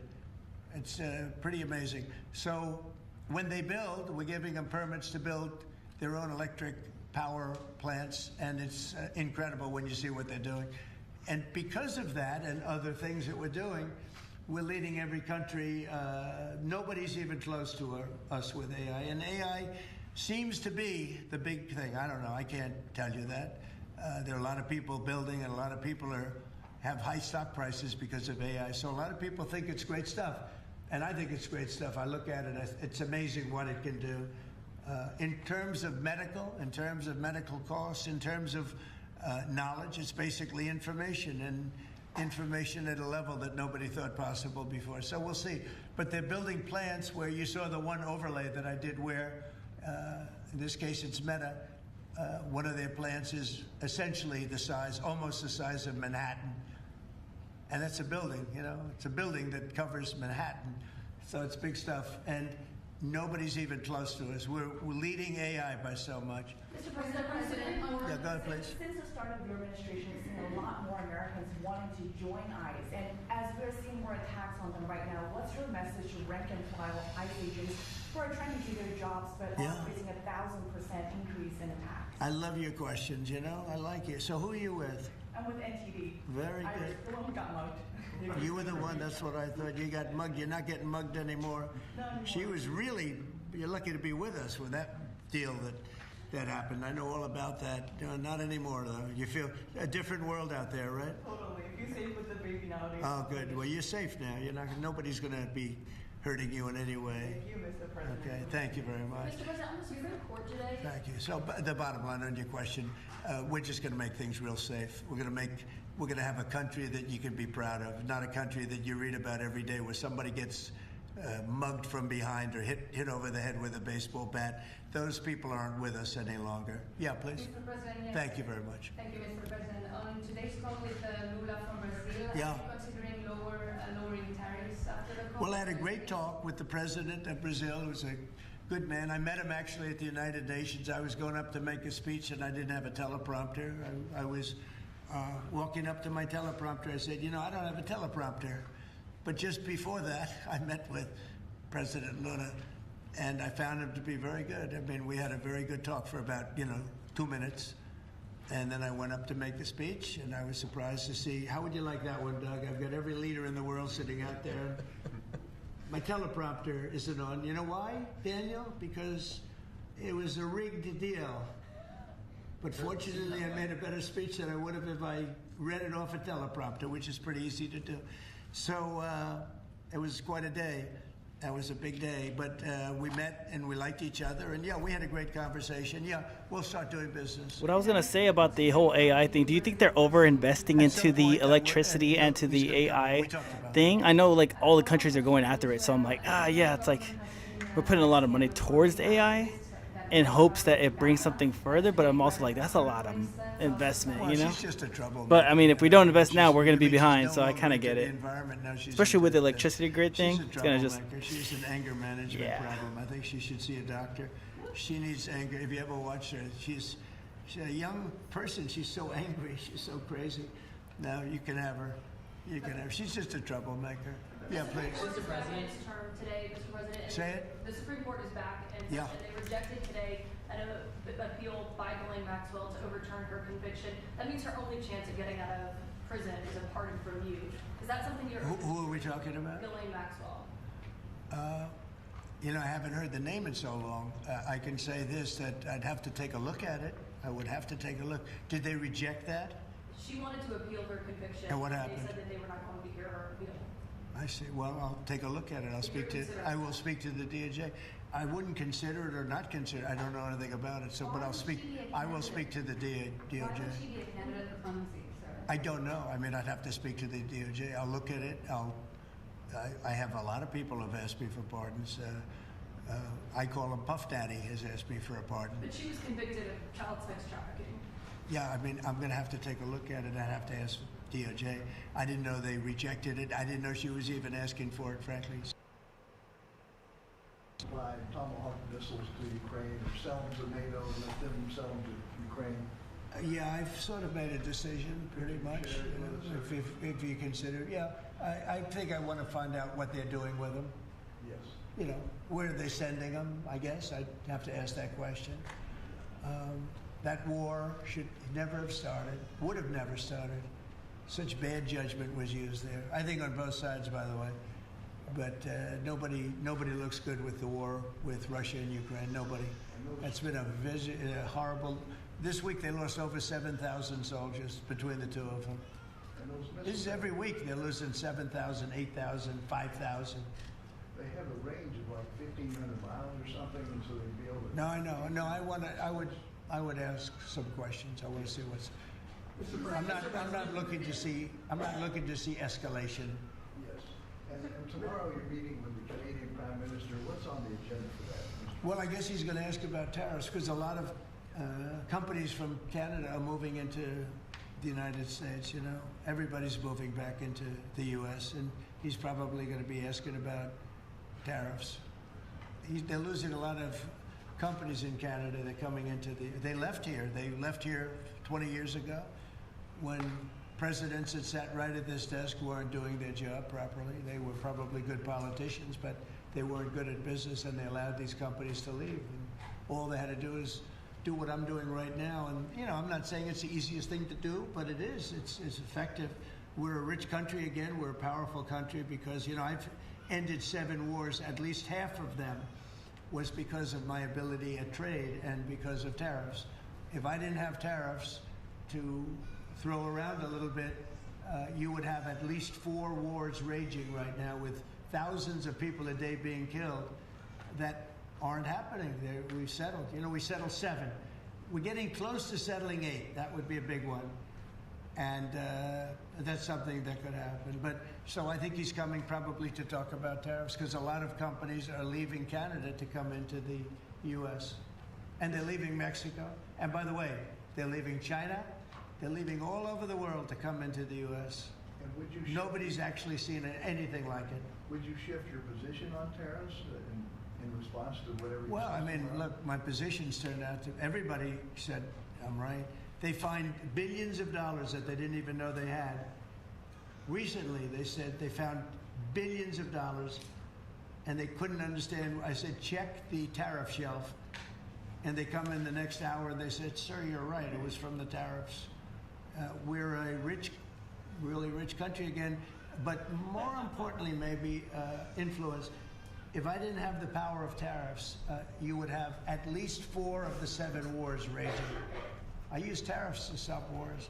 If you look at India and Pakistan, they were ready to go at it. 7 planes were shot down. They were ready to go at it, and then nuclear powers. There's definitely an underlying objective in the area of monopoly on the data. That's why they're fighting for the lead. I think there's a lot They stopped. And that was of good, a lot of bad, because it's such a powerful tool that can be used at the beholder as well. Yeah. I believe that too. I'm like, dude, we're really gunning for that AI. It's a big, huge investment. It's like we're pushing a shit ton of power towards it. I think like China is like really going for it too. I think that like us and China are going not head to head, but we're going after the AI. I think like a lot more than other countries from what I hear. I haven't heard of anybody else like going after it as much as we do. I'm surprised India is not in the game because they have all the tech people, you know what I'm saying? But I guess they don't have the money and the electricity power to like push that kind of AI tool. And they just got out of a war with Pakistan. So I know the money's a little might be a little tight, you know what I'm saying? Yeah. On tariffs, it was based on trade. Tariffs are very important for the United States. We are a peacekeeper because of tariffs. Not only do we make, hundreds. China of is heavily censored. If you download it and use DeepSeek, which is China's main AI, you can't ask it anything that opposes the government without it shutting you down immediately. Got it. That's what's gonna be happening to Canada, right? You said not the AI thing, but like you're gonna be shut down on the internet immediately if you do anything weird. The shutdown that occurred during your first term lasted 35 days. Yeah. How long do you expect this shutdown to go?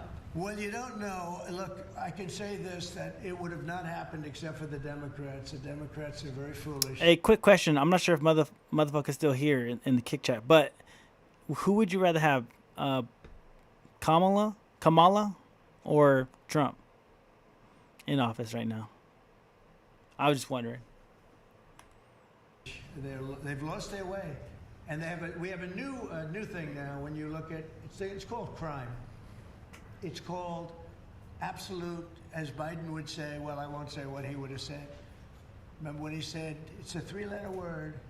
No. Remember that one? Everyone would say, what was that all about? He probably meant exclamation point or something after the word. But this is a 5-letter word, crime, C-R-I-M-E, and we want to put it out and are putting it out, and they don't. They don't seem to care about it, but they do care. I believe that Pritzker and this mayor of Chicago that like to say about they we have it, that they stuff don't have it under control. Yeah. Not only is it not under control, it's the opposite. And I believe they're afraid. They're scared for their lives. I believe that the Portland people are scared. You look at what's happened with Portland over the years. It's a burning hellhole. And then you have... Oh, yeah. What's up with Portland? I've been seeing a lot of stuff about that, too. Lost her way that tries to pretend that, there's no problem. Actually, she's not even saying that. There's a huge problem in Portland. I'll tell you what the problem is. Crime. Crime in Portland, Oregon? It's a huge problem in Chicago. I know it's pretty liberal out there. And we want to put out the crime, and they want to inflame the crime. And why they want to, I don't know. But it could be that Pritzker is... My homegirl used to live out there. For his life. Yeah. You on the UN, do you have an update on the investigation into what happened to you at the UN last month? And also, what's your message to Americans who are concerned about your and your family's safety as you're very out in public? Yeah, I am out there. There's no question about it. Well, at the UN, we had a problem with the teleprompter. We had another problem that nobody has actually talked about. Someone turned off the speaker on him? Didn't hear my speech. Did yeah. You the people in the room, they didn't have any loudspeakers. Did it have a speaker on or something like that? Speech. Yeah, they turned it off. I thought I made a really good speech. I mean, considering I didn't have the use of teleprompter, which is unusual. That's kind of weird. I made a speech. I could have walked off the stage. I guess most people, Doug, I think most people would have just said, we'll see you in about a half an hour, right? But no, I'm not saying what I'm saying is it will tell you that it cannot answer your questions, though China does follow in that regard where you oppose the government. They will jail you as well as you commit any crimes. Your social security score drops and you can be revoked from the ability to use vending machines and machines and access to food and spend your own money. Your money is deducted from your bank account without any judicial review available. Whew, that's tough. How good was that? That is tough. Was that unbelievable or what? She said, I didn't hear a word you said. That is I said, tough "What do you work mean?" in She was China. sitting in the front. I'm glad I said, I'm "What not do you there. mean?" She said, you couldn't hear anything that you said. The speakers were turned off.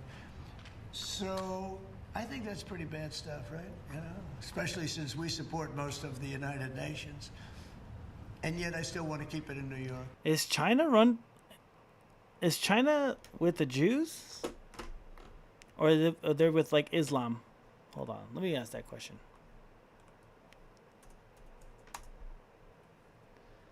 The social credit score dropped too low.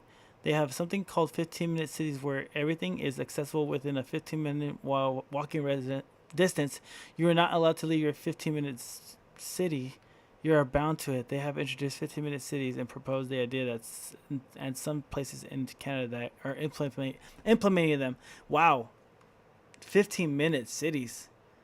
Is China and Israel friends? I don't know that China is a great example of communist state that these liberals and left-leaning extremists advocate for, but I have no idea what they are getting themselves into. This is interesting. Hold on, let me see if they're friends. Is China and Israel friends? As the late of 2025, China and Israel cannot be considered friends with political... Okay. Strained attack with Israel will... Okay. Relationship between China and Israel is defined by thriving economic and technology. Okay. Palestine cause. Okay. Reaction. Hamas damage.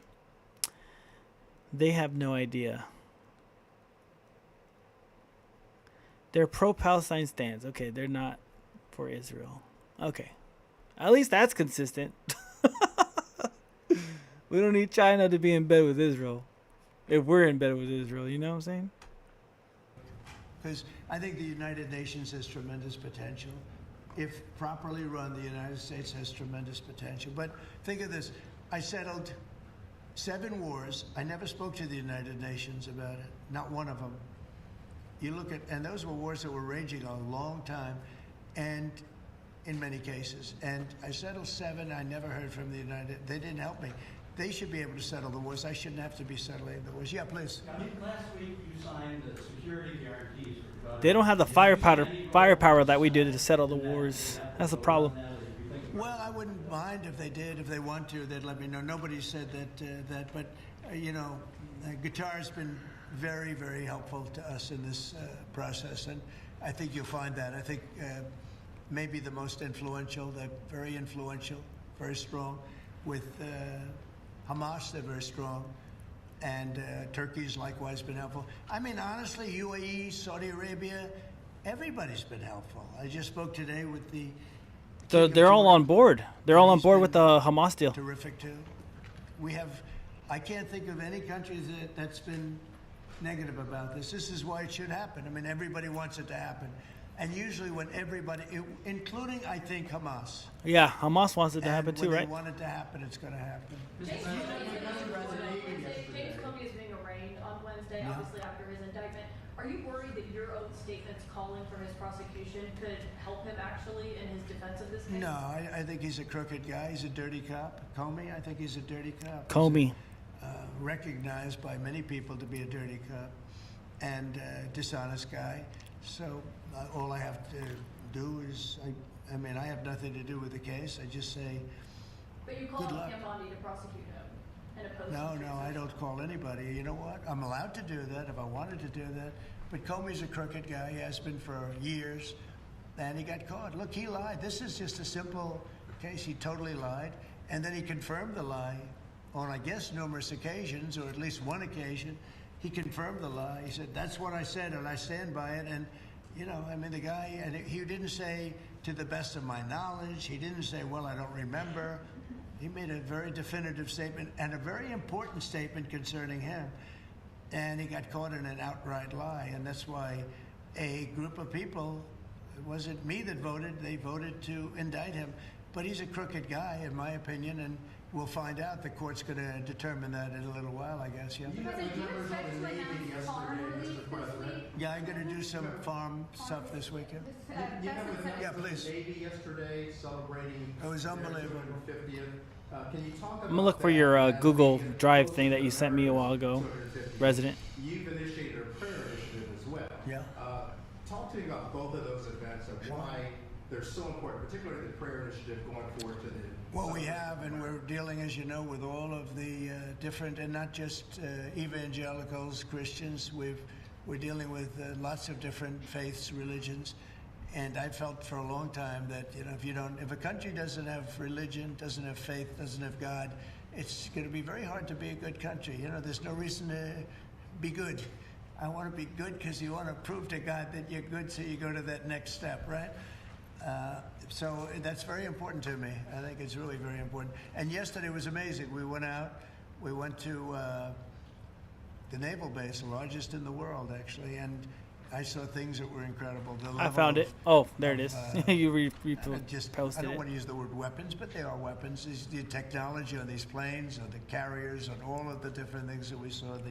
Oh, okay. Oh, the predictive programming. Got it. I heard that's a law, a karmic law, I think is what they call it, for like the occult, like the Freemasons and all that shit. Like the. I'm going to find the original video of this guy. Yeah. It's like they have to say it. They have to say it in some way. Yeah, in order for them to go through with the plan. Well, they gave us. But then they say other things too, so you don't know which one's right until they happens. Missile displays, they did the whole. I don't think they've ever done anything like it, but it was really impressive, and the talent of the pilots where they can land. The aircraft carriers look massive, but when you put them in the middle of like the Atlantic, or in this case, pretty far off the coast of Virginia, and it's sitting in a big ocean. And it was pretty calm yesterday, but it's still. It embeds their ability to see by controlling the narrative. Right? And you have these guys land right on a thing and come to a sudden screeching halt, and they're really something. They were taking off yesterday, and they look over, yes, sir, and then you see them, and you see them just get ripped back into the seat because the G-forces are so great. And actually, if you're not in great shape, because they were doing maneuvers that were incredible yesterday, and. The admirals were explaining that if you're not in really good shape, you pass out. You don't make it because you pass out. Yeah, you pass out. These guys, and women. I met some women pilots that it's incredible what they're able to do. So we saw something that was great, and you saw the spirit because we had for a couple of thousand. I think they had probably 22,000, largely sailors. All dressed in the most beautiful white. There wasn't a spot on any of those uniforms. I looked at them. It was just a wave of white. And it was a great crowd and great reception. So, getting back to a very important question that was asked. When you go back a year ago, people weren't joining the armed forces. They weren't joining the Army, Navy, Air Force, Marines, the Coast Guard, Air Force.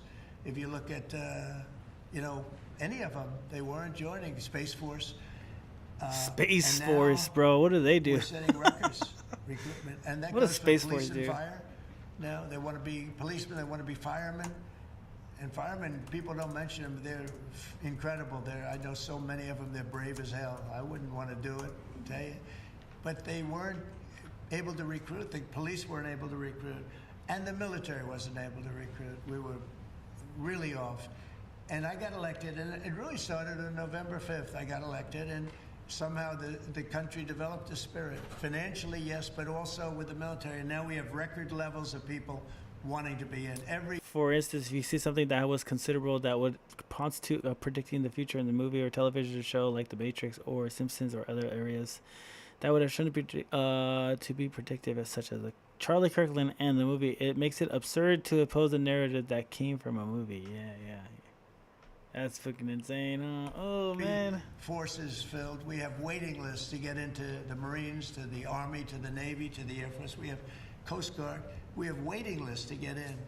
It's amazing, actually, what's happened. We have a country it was a dead country. And I say it all the time. We had a dead country 1 year ago. Now we have the hottest country anywhere in the world. And it's nice to see you. I've watched you for years on television. So it's nice to meet you. Thank you very much, everybody. Thank you, press. Thank you, press. Let's go. Oh, there's no sound. Oh, wait. Sure, you've heard it if you've watched InfoWars or been in this sphere for a long time. It's sort of a form of predictive programming, but the idea is that these groups, these satanic occult groups, have to tell you what they're going to do before they do it. That's exactly what I was talking about. In some form of ritualistic cleansing of their guilt. Right, by telling you what they're going to do, they therefore can do it with impunity. This is an aspect of the ritualistic process, where you have to let people know by signs or symbols or some music, predictive programming stuff in TV. I think what it has to do with is, as we know, abuse or control of an individual that or way a small they can group, like a cult or say a that nation. you could be crazy to say something so absurd or different than blame to a something person that as you can they to a put a long nation. time ago.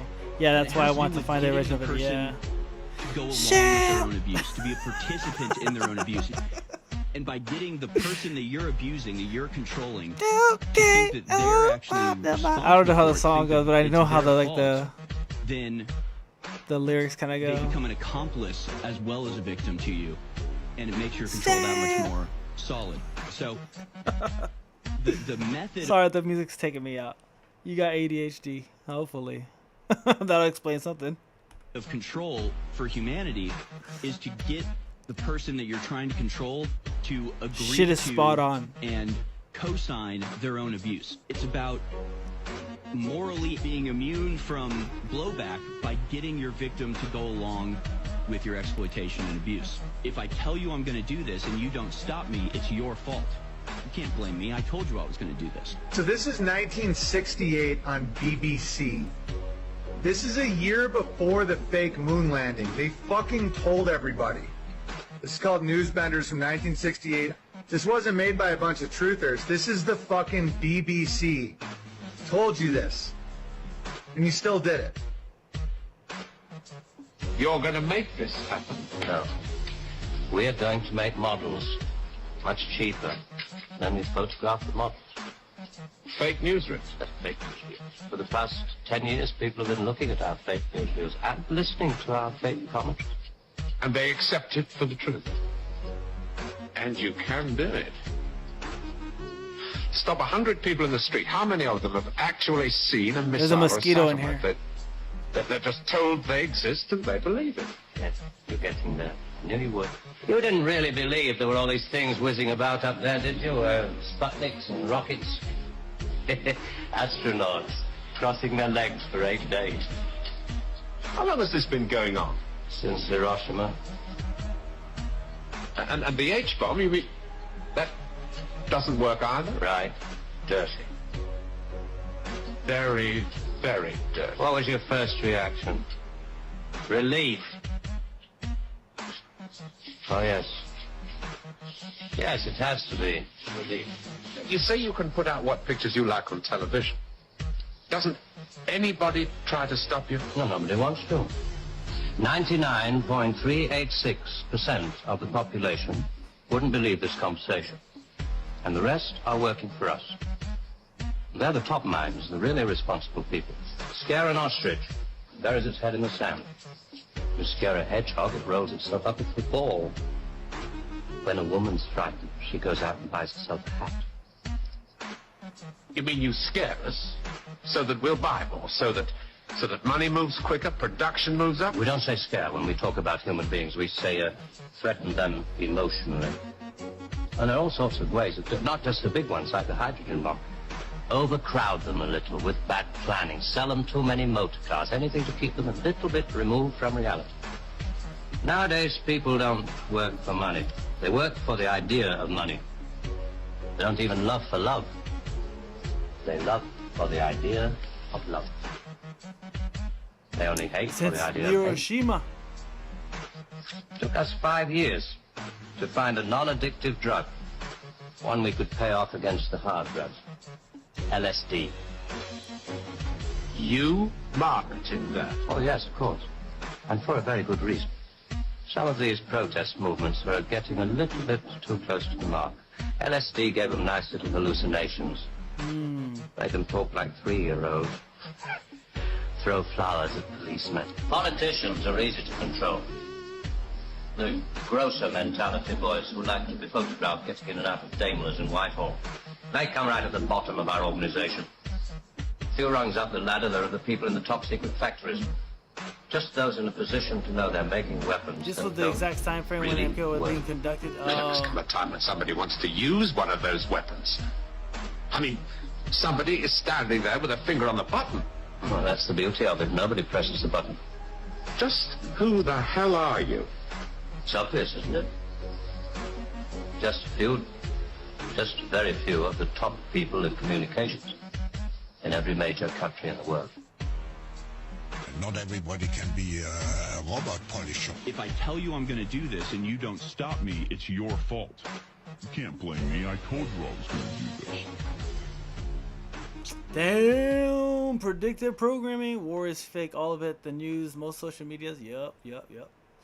So you're saying the bombs didn't happen in Hiroshima? Or that they, wait. Or that the reason why it was dropped was fake, which was about to save American lives, something like that. But why we were in the war in the first day, I don't know what I did. I don't know that I did for sure. I'm skeptical of it. Oh dang! So Nagasaki and Hiroshima is just like fake news. That's interesting. I never heard that one. If you heard him talking in the middle of the, he talks about how nobody has actually seen any of this happening. Gotcha. Just pictures, right, of like the people like kind of like melted, like that one famous picture of the Japanese woman, where she's like, you know, her skin's melting off from the nuke and shit like that. This shit is trippy but pretty cool. Hey, YouTube chat just came alive. Shout out to Connie. Yeah, that's pretty cool. I'm not gonna lie, I like that video a lot. Hopefully you can find one without that fucking music, because I was like, it took me out a couple of times. I'm like, let's see. Netanyahu enrages Trump after Dio's trying to shoot down hostage. And Netanyahu enrages Trump after trying to shoot down hostage deal. Hamas has officially agreed to release all. I'll find it out. I'm sure I've got hundreds and hundreds of those types of videos. Gotcha. He says nobody questions it. He says that used to facilitate fear and essentially extract money from the people. Yeah. For sure. The moon landing for sure is fake. Why haven't we been back? I don't even know if space is real anymore, guys. I'm not gonna lie. I'm like, what is space? My boy who did contracts for NASA, he's like, NASA's fake as fuck. I'm like, what? You work for them. He's like, yeah, they're fucking fake. It's just a money laundering scheme. I'm like, damn. Shit. NASA's a fucking money laundering scheme? I'm like, fuck my life, dude. I used to fuck with like Neil deGrasse Tyson, you know? I used to like all that shit. It might be fake, guys. It might be a green screen. Somebody you should check out that I know for sure you will appreciate and get a lot of content to stream is Chase Hughes. Alright, I'll definitely check him out soon. Chase hostages. Let me look it up now so I don't forget. At least it's going to be in my algorithm once I look it up. And then we can go on the next stream with some of the Chase Hughes stuff. Let me introduce you to my algorithm, brother. Chase Hughes. Okay, I got him in my algorithm now. I'll click on one. I'll click on his channel so that the algorithm. So many people. The algorithm takes him in. All right, he's in my algorithm now. In exchange for a permanent. Hamas has officially agreed to release all hostages in exchange for a permanent ceasefire. They made this statement last week on Friday, which was basically the main thrust of the ceasefire deal that President Trump brokered. Now, they are also wanting to negotiate some of the other terms in the deal, and according to Axios, Israeli. From what I remember, they like switched up the end, they wanted to switch up the deal at the very end, like they tried to switch it, and people got mad about that. From what I heard. Prime Minister Benjamin Netanyahu essentially wants the United States and Israel to spin this as Hamas outright rejecting Trump's peace plan. Now, of course, that's not the Wait, what? Prime Minister Benjamin Netanyahu essentially wants the United States and Israel to spin this as Hamas outright rejecting Trump's peace. Wow. Of the statement last week on Friday, which was basically the main thrust of the ceasefire deal that President Trump brokered. Now, they are also wanting to negotiate some of the other terms in the deal. And according to Axios, Israeli Prime Minister Benjamin Netanyahu... So he's changing the deal. He wants to switch up the deal after they already agreed to a deal. Essentially wants the United States and Israel to spin this as Hamas outright rejecting Trump's peace plan. Now, of course, that's not the case, but this is repetition coming from the Israelis because this is exactly what they've done with every single ceasefire negotiation. Now, Trump allegedly wasn't too happy about what he was hearing from Benjamin Netanyahu, the Prime Minister of Israel. But honestly, don't hold your breath because we have been here before. Yeah. So the report was published by Israeli journalist and former IDF soldier Barak. Let's see how many times a ceasefire deal was made. Google.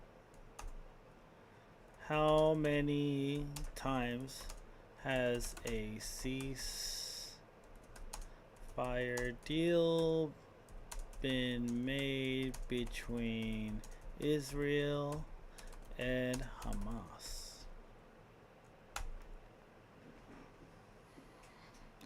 Since Hamas took over Gaza, 2007, Israel has entered into several.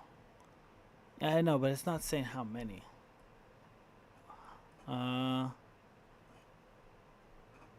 Prior to the conflict, 1, 2, 3, 4, 5, 6, 7, 8, 9, 10.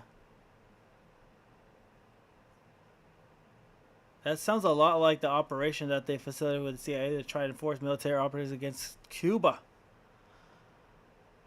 Damn. Same playbook. Gotta go back to the classics. The classic playbook. Ravid. Two anonymous U.S. officials also allegedly confirmed the report. Now, the report claims that Trump feared Hamas would outright reject his peace plan, and this is probably why. Take a look. The administration, President Trump, briefed Arab leaders at the end of last week on this plan. They said, well, there are, a number of things that are good with this. And then Trump met with Netanyahu and Ron Dermer, who is one of these forces of right-wing extremism in Israel, and he's an American-born advisor to Netanyahu, who was Israel's ambassador to the United States for a long time. He knows how to pull strings of American politicians. Looking for the mosquitoes still. Wherever those strings and however they arise. And they changed the plan as they met and basically rewrote key parts of what Trump had told the Arabs to say, oh, yes, and we should remember that Israel will remain in control over Gaza. They changed what they had actually briefed the leaders and then unilaterally announced something different. Wow. And this is just now being disclosed in recent hours. This is so typical. So to reiterate, Trump goes to Arab leaders, shows them the initial peace plan. They say there's some really great things in here. We approve. Then the Trump administration meets with the Israelis. The Israelis unilaterally change the terms of the peace deal. And then they, of course, don't disclose that to the public.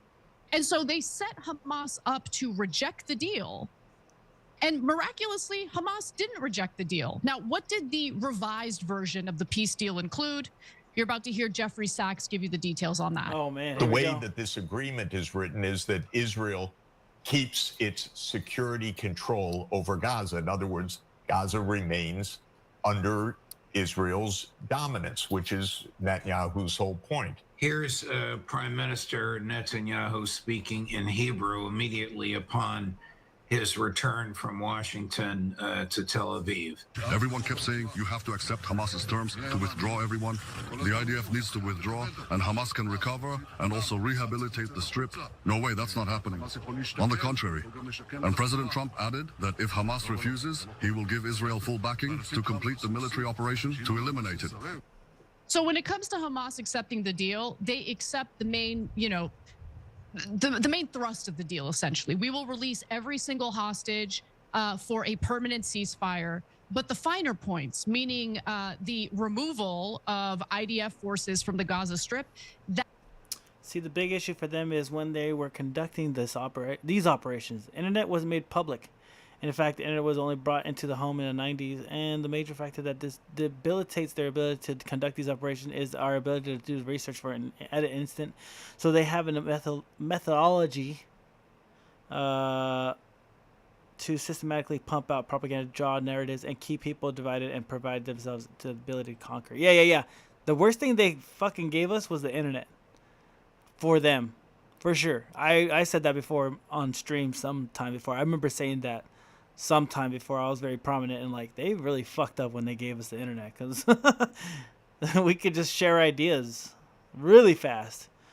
I mean, something happens and Twitter's on top of it. Like I see X, there's if a bomb drops somewhere, X is already covering it. So someone's got the video. Let me hold on real quick. That is what Hamas wants to continue negotiating for obvious reasons. Now, nonetheless, it turns out Trump is actually elated over the fact that Hamas has accepted the peace deal. And so even though he's excited, Netanyahu obviously feels differently. You would think he would want the hostages back, but that's never been the case. I'll probably just end the stream right here, guys. So I'll talk to you guys we've learned soon. that apparently Trump learned that Netanyahu was against it when he called him and found out that the prime minister doesn't share his optimism. Bibi told Trump this is nothing to celebrate and that it doesn't mean anything. And Trump responded allegedly with, I don't know why you're always so effing negative. This is a win. Take it. Now, I've got more details for you, Cenk, but I'm curious what you think about where this whole peace deal stands. Yeah, so I now have a pretty good idea of where I think it's going to go. So Israel has never wanted the hostages back. They might have wanted some of them back, but they certainly didn't want all of them back, because then they wouldn't have an excuse to keep going in Gaza. So they thought, right? So Trump, on the other hand, actually does want a peace deal. He cares about the Nobel Peace Prize, and he ran on anti-war. Good. I'll take it. Okay. So, and I don't think he's faking it. So will he eventually serve Israel? He almost always does. But I think on top of that, he actually does want a peace deal. So Netanyahu sets it up in a way that he thinks, well, Hamas can't possibly take it, but they wind up taking it anyway. Then he tries to add more provisions, try to kill it, say yes, but. That Hamas is saying yes, but, and that it's not really an acceptance, etc. He tries everything. He throws a kitchen sink at Trump, and Trump goes, no, I like it. They said yes, we're going to go forward. So my guess is what happened next is Israel realized, well, we can't fight Trump on this, so let's pretend to accept. So they went back to, okay, yes, sir, of course, sir. But then he goes back and tells his home audience, as you saw there, in Hebrew, that is very important. So he doesn't want us to find out. Idiot, we have AI translated bots now. We all know what you're saying anyways. And he goes, don't worry, we're never getting out of Gaza. So that's always been the case. This was always about land. He's going to want to take as much of Gaza as possible. If possible, the whole thing. If not, security perimeters. That's the worst case scenario for him. But ideally, he'd like to take a big giant chunk of Gaza. So he goes home and tells the Israelis, don't worry, I'm not going to listen to that idiot Trump. We're going to stay in there no matter what happens, right? So which leads to step number 3, Anna, and this is the prediction. So Hamas will, if this goes to fruition, and it looks like it's on a track to get there, Hamas will release the hostages, and then Israel will immediately stop listening to the deal. They'll break every ceasefire, they'll go back to bombing, etc. Why? Well, theoretically, there's a peace deal, and Trump said there was peace, and we're getting the Nobel. What happened? Well, they'll say, well, no. Hamas didn't fully comply. Hamas actually is the one breaking this deal. Even though they gave the hostages back, X number of weapons were returned in, X number of Hamas was turned in, or whatever it is. You know what? It should have been X plus 2. It should have been X plus 10. It should have been 2X. Not good enough, not good enough, not good enough. So since Hamas didn't do an impossible standard that they couldn't possibly do, and even if they did it, we'd make up something new, we're gonna go back to bombing, back to occupying, back to taking Gaza. Because there's nothing in the world that's gonna stop Bibi Netanyahu from trying to set up greater Israel. He literally said he's on a historic and spiritual mission for greater Israel, which includes Gaza and the West Bank. So that's why, Anna, when Trump is like, wait, why aren't you optimistic? We're gonna get the hostages back. I can't believe that after all this time, he's still that naive that he thinks that Netanyahu cares about the hostages or wants peace. He wants the exact opposite. He doesn't want peace. And that there's not a single advisor to Trump who's apparently can tell him, oh, Mr. President, no, Netanyahu doesn't want to get the peace at all. And when you see it from that angle, then every one of his actions makes perfect sense. Well, I don't think those advisors exist within the Trump administration. And if they ever did, we all know Laura Loomer targeted them and effectively got rid of them, convinced Trump to get rid of them. So congratulations. But apparently on Saturday, Trump confirmed the call took place in an interview with Barak Ravid, meaning the call with Benjamin Netanyahu. He says, quote, I said, Bibi, this is your chance for victory. He was fine with it. He's got to be fine with it. He has no choice. With me, you got to be fine, pretending as though, he's been a real tough guy with Benjamin Netanyahu when he's actually like shown the entire world his whole ass about how weak he is in the face of Netanyahu. It's been a complete and utter humiliation for the American people. Trump told Axios in an interview that he was warned by his team ahead of time or ahead of the call that Netanyahu had reservations, but Trump said that when they spoke, Netanyahu agreed to move forward. Netanyahu's word is as good as a soiled diaper, in my opinion. But you can make your decision on that to the audience members watching. And negotiations for a permanent ceasefire and the release of all hostages began today in Egypt. U.S. envoy Steve Witkoff is heading up the U.S. team, which is brokering the talks. And Trump's son-in-law, Jared Kushner, who wants to invest in real estate in Gaza, is also expected to attend. Pardon me if that doesn't inspire much confidence for people like me, but nonetheless, according to Ravid, Trump will not let the negotiators leave Egypt without a ceasefire in place. Take a look. Donald Trump is completely adamant on getting a deal in the coming days. And he will do everything in his power to make it happen. That's what I learned from talking to him directly over the last few days and from talking to all of his closest advisors. He does not take as an option a collapse of those talks and that will end with no deal. I don't think Donald Trump and his team will allow either of the negotiators from both sides to leave Egypt without a deal. This is why I think there is a bigger chance than ever before that this will get done in the coming days. Well, from his mouth to God's ears, we'll see if that happens. But I'm happy that there's some optimism here. I wish that I could partake in said optimism, but there have been so many moments over the last 2 years where it appeared that we were getting very close to a real ceasefire, a lasting, permanent end to the just unmitigated slaughter we've been seeing in Gaza. But really, I'm not gonna get excited until I see some real action and until I see Israeli troops pulling out of the Gaza Strip. And by the way, last Friday, President Trump told Israel to stop bombing Gaza after Hamas had accepted the peace deal, and they continued. In fact, they continue bombing Gaza today. The Israelis have switched their messaging to claim that they're only engaging in defense operations against a population of people who are unarmed. Okay.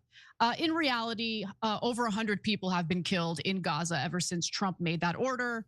So Netanyahu continues to humiliate the president of the United States on the global stage, thus humiliating the American people. That's our special ally. Final word from you, Cenk? Yeah, so look, Trump is trying to get the peace. So it's not fake. He wants it on his record. Is it about self-aggrandizing? Sure, who cares? I'd much rather have him self-aggrandize with peace than with war. And he's doing the same thing Jimmy Carter did to get peace between Israel and Egypt. I had the pleasure of interviewing President Carter about it and read all the details in his library, etc. Basically, the bottom line is he would not let the Israeli or the Egyptian leader leave Camp David until they got to a peace deal. He kept grounding their helicopters. Literally, physically wouldn't let them leave, okay? And they did get to a peace deal, and that was a real peace deal. And super last things about Jared Kushner. So folks are like, oh no, here comes Jared Kushner. He's gonna try to snake in there and get some sort of real estate deal for himself, and what's he, why, he's not even in the government, why is he there? All that is potentially true, certainly, right? And you should definitely be wary of him. But I think that there's a secret reason why Jared Kushner's there that they're not sharing with you guys. It's because the Arabs, Qatar, Egypt, Hamas, peace negotiators, etc., are worried that if there's not someone there to guarantee their safety, that Israel will murder them all. Because that's what Israel's done now with several peace negotiator groups in a row, with Iran and with Hamas. And now everyone is worried that if you try to get to a peace negotiation, Israel will just bomb you. So if you put Jared Kushner in there, Israel can't kill everyone in the room. I mean, if you think that's like overly skeptical or cynical, okay, fine. But I think that's part of the reason why he's there.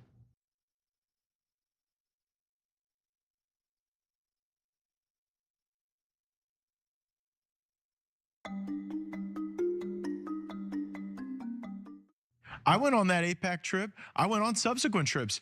And there is an actual downward pressure from the leadership and even the committee chairs. Like if you're on the Foreign Affairs Committee, if you're on the Armed Services Committee, if you're on the Intelligence Committee, there's like an expectation that you go there and some sort of like, I don't know, congressional Hajj. Former Republican Congressman Matt Gaetz detailed a fascinating experience he had on an AIPAC-sponsored trip to Israel when he was still in elected office. And what he shared uncovered yet another example of Israeli occupation of the United States government. Take a look. I was at the King David Hotel and I rolled back to my room unexpectedly when the rest of the group was still on some planned activity. And there was some dude in my room. I'm like, hey man, what are you doing here? And he acted like he was associated with the hotel and taking an inventory, but had no clipboard. And so, yeah, there's a lot of reasons why they want members of Congress over there. And it is ideologically to steep them in this notion that the protection of Israel is of great import to people in America, but it's really not that important to voters, and that is becoming more clear on the right and left.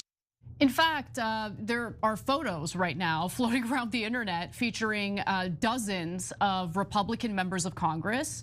The House, I believe, is on recess right now. They took a trip to Israel immediately.